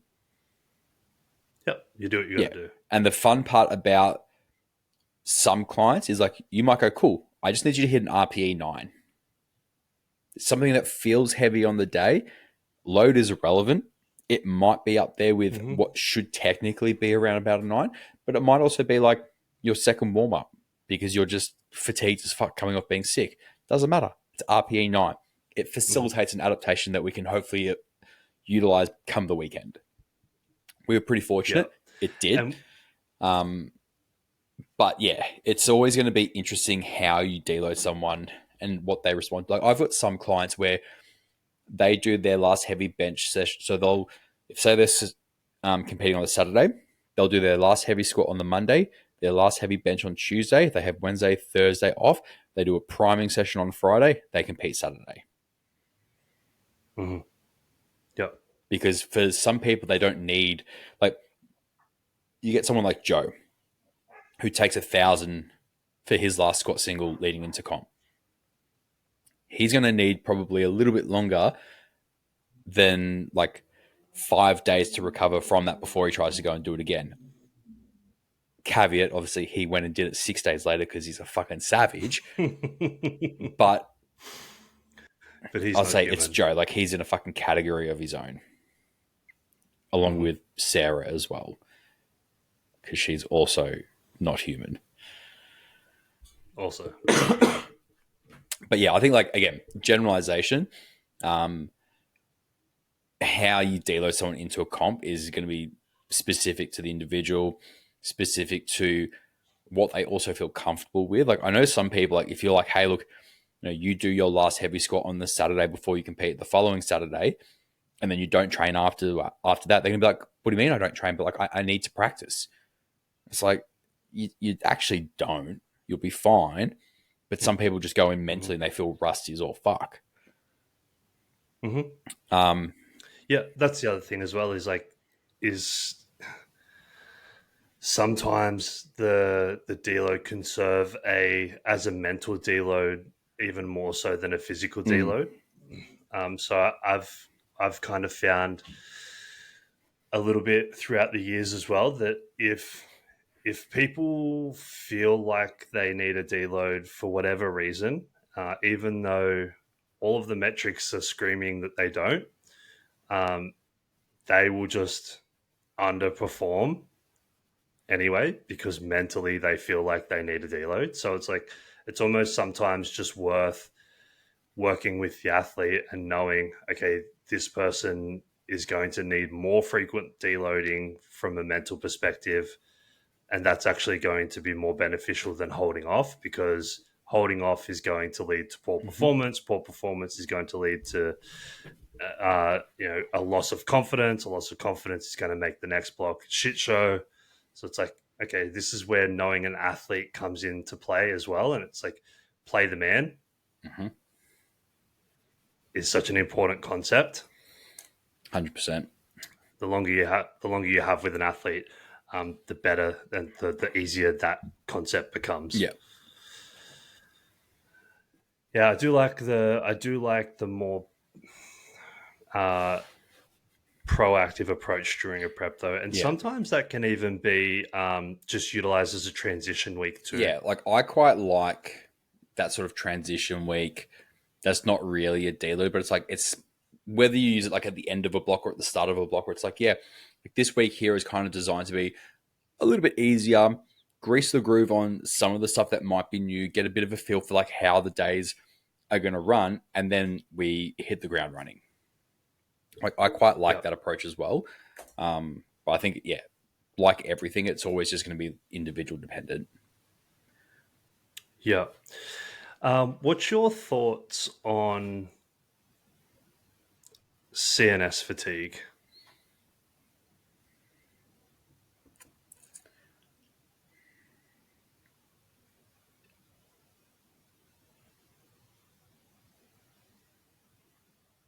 Sorry, Do you think I that was fatigued. Sorry, just made my decision making really slow.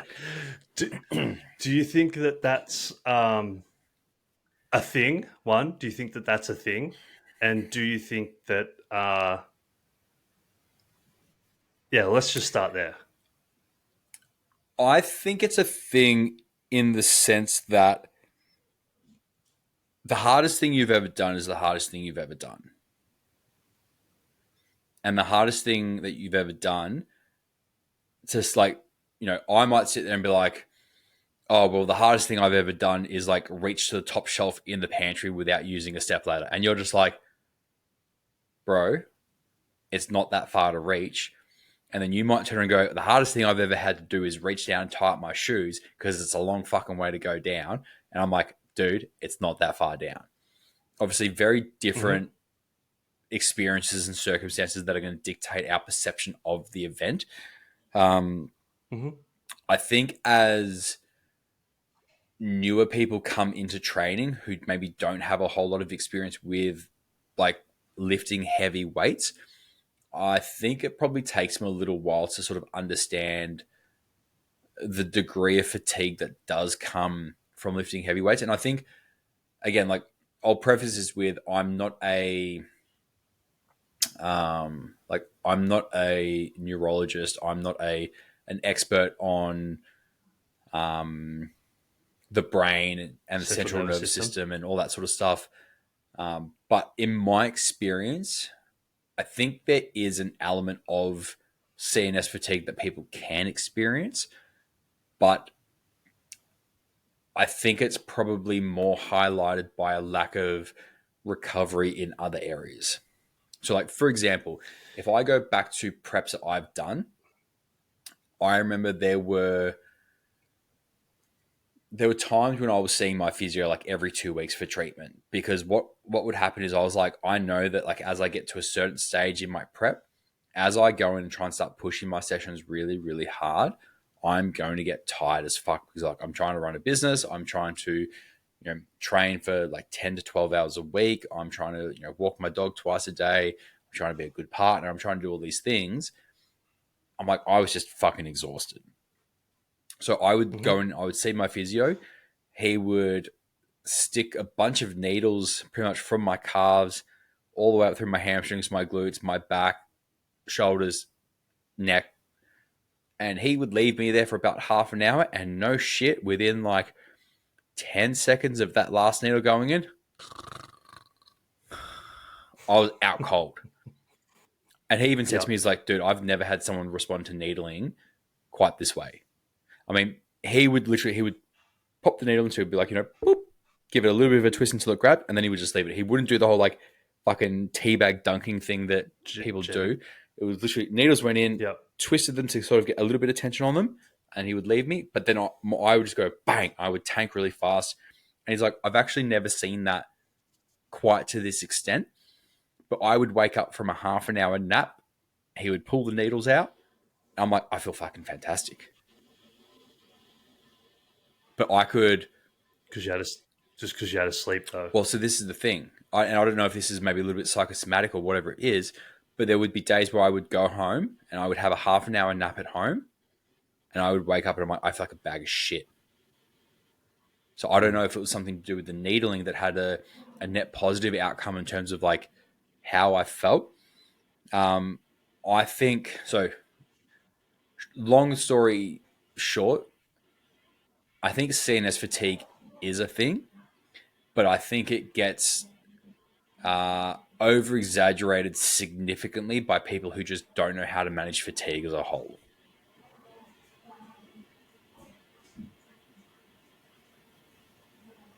Did you hear that?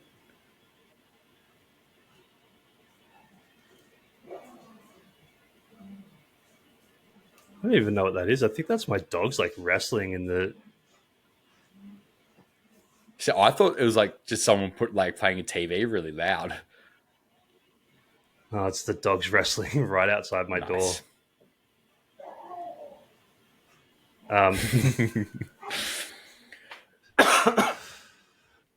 Awesome. But yeah, I mean, that's so good. Yeah.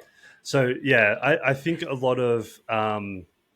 So here's the thing, right? Like your central nervous system's a fairly integral part of your functioning as a human being, and if unless you're like shitting your pants and completely incontinent and like slurring your words,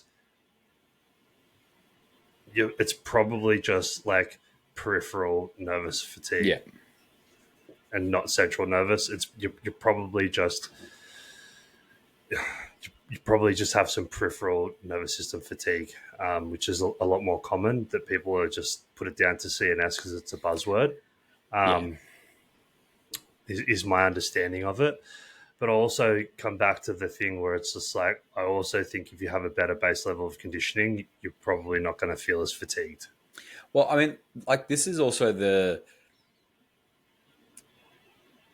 I think as well, like when we do look at like different energy pathways, like I don't think you're going to get the same degree of fatigue from, say, going out and running 10 kilometers as you would get going and squatting a heavy weight. Like I think they are different sorts of fatigue based on the fact that like one is a little bit more neural, one is a little bit more sort of metabolic, in that sense of obviously like more like repeated effort for like prolonged periods of time. But I think like, again, I think you kind of nailed it perfectly in the sense that like, I think CNS fatigue is a bit of a buzzword. And people just want to be like, oh, well, my CNS is fried. It's like, no, you're probably just under recovered as a whole. Like you can still drive a car to get to and from the gym. If you still have the level of motor function required to be able to do that, chances are your CNS is probably not completely fried. You're probably just a little bit tired because you're under recovered. Yep. Yeah, I'd say you've hit the nail on the head there. I'm really struggling to concentrate with my dogs. Just I can see you kind of like psycho. doing this fun. Like, do you need to go check on them? I don't know what the hell they're doing, man. They're literally just like, it does sounds wild out there. Who knows? Who knows? Dogs be going Could crazy. Be anything. This is a circus most of the time. I feel that, man. I feel that. Yeah. So, a I feel like we've covered a fair bit of deloading. I'm interested. You know what? You know what I am interested in. Honestly, I'm interested to see how the deloading / like recovery weeks look like in my new programming. Ooh, yeah. because I've gone through various different kind of athletic endeavors throughout my life, and it's always kind of been a little bit different. So, like I touched on the footy stuff. When I was playing footy, like we didn't deload. Like we got our fucking asses handed to us every single week for the entire year, and then every single week for the entire off season. And it was like some weeks might have been less than others, but it was just in a different way. Like we'd do 3 hour sand dune runs, which I felt like I was literally going to die. And then the next week might have been a lighter week, but it was still like kilometers worth of work, but it was repeated speed efforts. And then it was like the week after that might have been um, max aerobic capacity. And then the week after that might have been more continuous running. And then the week after that might have been up downs, doing Malcolm's a lot, or the Broncos. Yeah. Like it was always something different, but we were always getting our ass handed to us. I went through years of bodybuilding work, which there was hardly any deloads in that as well. It was just like as much volume as you can handle, all the way up until the point where you can't handle anymore. Then we change the program a little bit and start from scratch and keep building up from there again. Yeah. That was also guided by a coach. I've done the powerlifting thing where that was guided by a coach, and that's kind of like what we've been speaking about today, where there's been various times throughout that kind of career, I guess you would call it, powerlifting career or cycle, where I've done 5-3-1 for a lot of years, where that's 3 weeks of work, 1 week of deload, 3 weeks of work, 1 week of deload, 3 weeks of work, 1 week of deload. But the deload is a testing week where you set new training maxes and then work out your training maxes, set your next 3 week cycle based off that. Yeah. Did that for a long time. Worked with Will for a long time, where it was more of a reactive approach to deloading unless we were in prep. And then it was kind of pre-planned so that we had timelines that we were working off. And I'm just really interested to see what this new style of training and how he plans deloading and how that all works, because there's going to be multiple different qualities getting trained all at once. There's going to be some strength work, but I know we're not going to be heavily focusing on that because, like I said, my strength is quite high relative to the tasks that I'm going to be undertaking. So it'll be learning to transfer that. So it'll be a lot of explosive work, a lot of isometric work, a lot of endurance work, and a lot of speed work. So it's like how do we factor deloads into that, if at all? Like when are they going to be needed and how are they going to be utilized? I find that quite interesting. You'll have to keep us posted as you go and how you're finding it and how it looks. Because again, like going back to like team sports, like last weekend the guys had a double header where they played Saturday and Sunday. They were back at training Tuesday. They trained Thursday. They played again Saturday. Train Tuesday. Train Thursday. This coming weekend they've got another double header. And so we've got a guy in our club. He plays youth league and men's. So he played 35 minutes of a 40-minute game on Saturday at 6 till 7. And then, or maybe so 6 till 7. And then he played with the men's team from 8 till when we finished up just before 10. And then he had to go back on Sunday and play the third game. And the head coach came up to me and he's like, oh, what do we do about this guy tonight? I'm like, what do you mean? He's like, well, how do we manage his fatigue? Like, how do we make sure we get the best out of him? I'm like, Ask him. Like, we can come up with all the best plans in the world on how to best manage his fatigue levels. Ask him how he's feeling. But we can also use like performance metrics in terms of like, is he making shots? Is he still fast up and down the court? And if he's still succeeding there, leave him. And he was like, oh, really? I'm like, yeah, man. I'm like, he's not a fucking 3-year-old who needs us to wipe his ass for him. Like, he's a fucking adult. Like, he can make a call. Like, if he's sitting there going, man, I'm fucked and I need a break. And if he starts making like silly decisions because he's a bit fatigued, then we might pull him for 5-6 minutes, give him a bit of a breather, get some fluids into him, get some like, Powerade or something into him so he's got some sodium, he's got a bit more carbs. And then we send him back out to work again. Like, they're not fucking, fragile little children.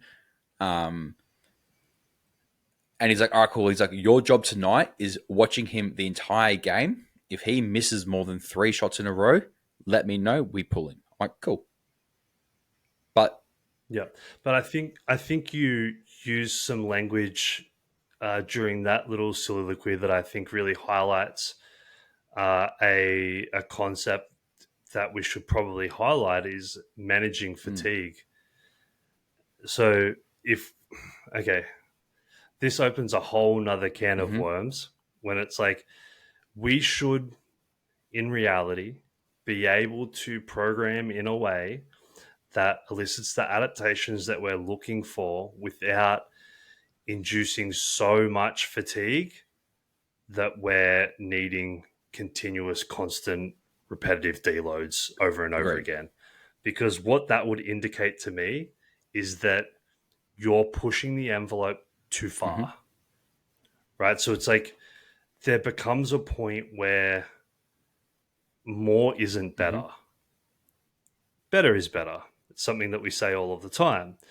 It's just like, if you're just doing more and more and more for the sake of more, what you're actually doing is digging yourself a hole that you're going to need to take these deloads to recover from, which in the long run is actually going to have you out of the gym more often than you need to be. Yeah, we call it junk volume. Whereas if you just manage your programming, if you manage your athletes in a way, and your programming in a way that elicits the result and the adaptation that we're looking for without adding undue fatigue or stress on the system, you're going to be able to push those timelines out a lot further. Yeah, so for context, this was...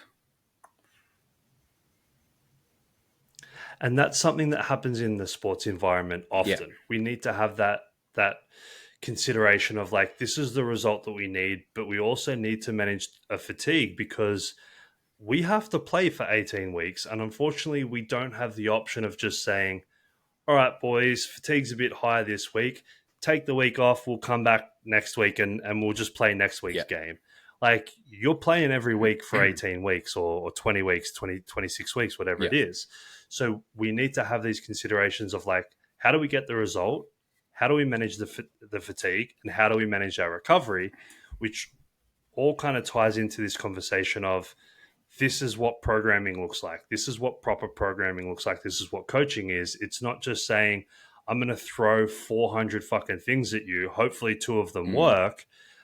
But because you're doing so much, we now need to deload every 3 weeks. Otherwise, you're fucked. Yeah. So I think this is... We need to pick the 4 things that work. We need to do them properly. And then we can extend those timelines out. I think this is also where we kind of like... Obviously, like, you and I have other avenues that we work in other than powerlifting. And I think when we are looking at... And I'll use like this basketball player as an example. He played 3 games of basketball within a 20-hour period. Like, that's fatigue inducing. Like, we can try and manage things as much as we can, but it's like that then just boils down to like, cool, like in terms of like managing fatigue, it's like you need to get a really good night's sleep. You need to get a good amount of food into you. Like, those are the recovery factors that we can look at maximizing to yield the best outcome possible. But the reality is, like, it's not like playing or prepping for 3 games in a 20-hour period is generally not what we would have to prep for. And like, I'm sure there are circumstances around like your football teams where it's like there are sometimes circumstances that do pop up that are very rare. but occasionally do happen. And that's where, like, obviously you try and prep to those as best you can. But when you are working with athletes in sports where, frankly, I'll probably pissing people off with this one, where they actually have to train like athletes, you don't always have the luxury of going, well, we can deload there. Whereas like when we are working with powerlifters, it is a lot easier for us to go, hey, look, we can run this thing here. We can put in a proactive deload at week 5, week 6 within a prep. And then we're going to chuck it in another one here. And then we'll pretty much be able to cruise through into a comp and just do what we need to do on the day without much interruption. But I think the main difference is like with powerlifters, because training is the sport, and we obviously have a lot more control, and the variables are a lot more simplified. I feel like it's a different approach. Like obviously when we are doing like S&C work with the athletes from the sporting clubs that we are associated with, there's so much that we can come in and go, hey, look, we do this. Like I remember when we had one of our guests on last week, and he was like, the head coach does his little spiel and says, oh, well, this is what we're going to be doing in training. And then it kind of like goes down the pecking order, and then it ends up at like the S&C coach down here. And he's like, I would just like half an hour with the boys, please. Can I just do something? Yeah. So like, I look at my role with the team in terms of like in season work, and like a lot of it is just going, like trying to manage individual players when, again, these guys aren't professional athletes. Like these guys have full-time jobs, they have families, and they come and do this like in their downtime to try and do something with it. And then just trying to like educate them on like, hey guys, like this is how much like you need to be eating in order to be recovering from your workload. This is how much you need to be sleeping in order to recover from your workload. These are the things that are within your control. If you're not doing them, it literally just falls on you. Like, well, we can't make you do this. But yeah, like the thing that I'm quite excited for next season is being able to sort of sit down and go, hey, look, we can really plan out the full preseason that we are going to get. And I've said to the head coach, I'm like, I'm going to make this preseason designed to be around their preseason S&C. So the S&C will take the priority, because that's going to be the biggest issue for us coming into season. You'll have enough time to practice plays and, practice defensive drills, offensive drills, all that sort of thing. But I'm like, out of a 90-minute training session, I'm going to want them for at least 45 minutes. Yeah. Yeah. Off season, 40 minutes conditioning for sure. But it'll be you get a shitload done in that fucking too. Heaps done in that time. They'll fucking hate me by the end of those 40 minutes. Yeah. I mean, I did 40 minutes with the boys on Saturday morning, and they couldn't have done another minute. Yeah. Oh, like this will be a combination of like conditioning as well as like general like movement prep and exposure stuff to sort of make sure that the bodies are like a lot of, like again, like you sort of like you set up cones and do like zigzag hops from side to side, like prep work like that, as well as conditioning work. But it's like, this is essentially like their field-based PT sort of thing. And then get them in a gym as a team on a weekend as well. And be like, cool, like you guys come in, you see me for an hour and a half in the gym on a weekend, and we put you through your paces under some weights. We split up into groups of 3 and 4. Like I'm going to obviously run it as a whole. I'm going to float between station to station, but pretty much like you guys here over on circuit A will be doing these 3 things. You'll run through them one person at a time, switch one person at a time. You guys are all spotting each other. You're all working as a team because you are a team. We do it as a team. And then after a certain couple of rounds, we all sort of switch and rotate, and we go through it that way. Nice. Yeah. I love that. So I think you and I kind of use pretty much very similar, if not almost identical frameworks for deloading, both in kind of off season or out of competition season and competition prep settings. Based on what you've said and what I've said, I feel like they pretty much align. We're on the same page about a lot of things though. Yeah. I don't think we've actually really had much of a discussion where we're like, oh no, like I don't agree with, like I'm over here, you're over there. Like I don't think we've actually had that yet. No, I think we pretty much align on most most things. So makes it's definitely why I chose you to be my co-host. Yeah. I wasn't gonna just go out and try and grab someone that's like disagrees with everything. But isn't conflict polarizing and engaging? Yeah, but I don't want to. I don't care about that. No. I'd rather have thoughtful Yeah. discussions. But yeah, on that note, it's not on that note at all. Actually, it's on a note that was brought up minutes and minutes and minutes ago, where you mentioned the jumping into some of the mentorship stuff with Killian. Mm-hmm. Killian. I'm actually halfway through building a similar style mentorship for strength coaches. Nice. Yeah. So a little bit of a soft launch by mentioning it, but it's to, and I know you're doing something very similar. I'm building mine off the same kind of format with just be one person at a time. Yeah. And running through like private Zoom calls. Yeah. So like I kind of already have like consultation packs like that I do. That generally more so for like people that are going, I don't want the full coaching experience necessarily. They like might just want to come in for like 1, 3, or 5 sessions over like however long it ends up taking. Just to sort of go through and fine tune a few things, and then it's like cool, like off you go, good luck. Yeah. But yeah. Yeah. Do you have those structured?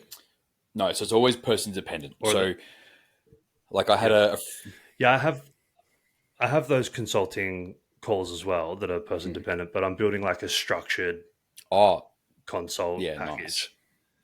So it'll be like a 12-week mentorship. But the mentorship is like, say, for example, Ben comes to Nic for mentoring. It's not like sign up to my 12-week mentorship and be in a Zoom call with 7 other people and I just present to you for the hour. It's me and you are on a Zoom call. I have 40 minutes of slides that are it's a structured Zoom call. And then we have 20 minutes afterwards where you and I discuss the content and how that applies to you specifically, and you can ask questions. Nice. Yeah. So it's a little bit more like, here's the content. Now let's discuss it. And now let's talk about applying it to you as an individual. That'll be fucking cool. Which I think is pretty cool. I haven't seen many done that way, just because of like, it obviously limits the amount of people that you can give it to time-wise. But I think it's a super valuable way of doing it. Absolutely. Yeah, so that's pretty exciting. Nice. And we're 2.5 hours in and we're wrapping up. And you've said that I look healthy and happy, but you haven't told me how handsome I look with no beard. Oh man, I gotta fucking like I said, where I've got to pick and choose my battles, about like obviously getting on you about the water. I got to pick and choose my compliments as well. Like me saying that you look happy and healthy, I'm like, I can't give you the trifecta. I don't think it looks No, horrible. it doesn't. But like next week I'll come in and be like, look at you, you handsome cunt. And that'll be it. That's what I'm waiting for. Cool. Do you have anything else to add on Deloads? Do you want to give a little recap and we'll wrap it up there? Because I can smell dinner. The hunger juices are salivating. So yeah, a little bit of a recap on deloads. Generally speaking, I would say we've got a deload on volume, intensity, or both. Typically, during a powerlifting prep, we would have more proactive deloads structured into a program, whereas off-season and just general training, it'll be a little bit more reactive based on performance and health metrics.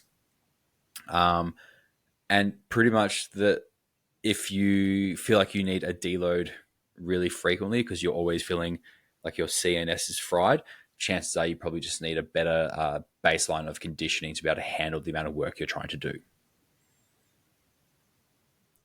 Yep. Or you're doing too much work and you could probably get away with doing Yeah, less like you work probably don't need to in be a doing better like way. 60 sets of legs a week.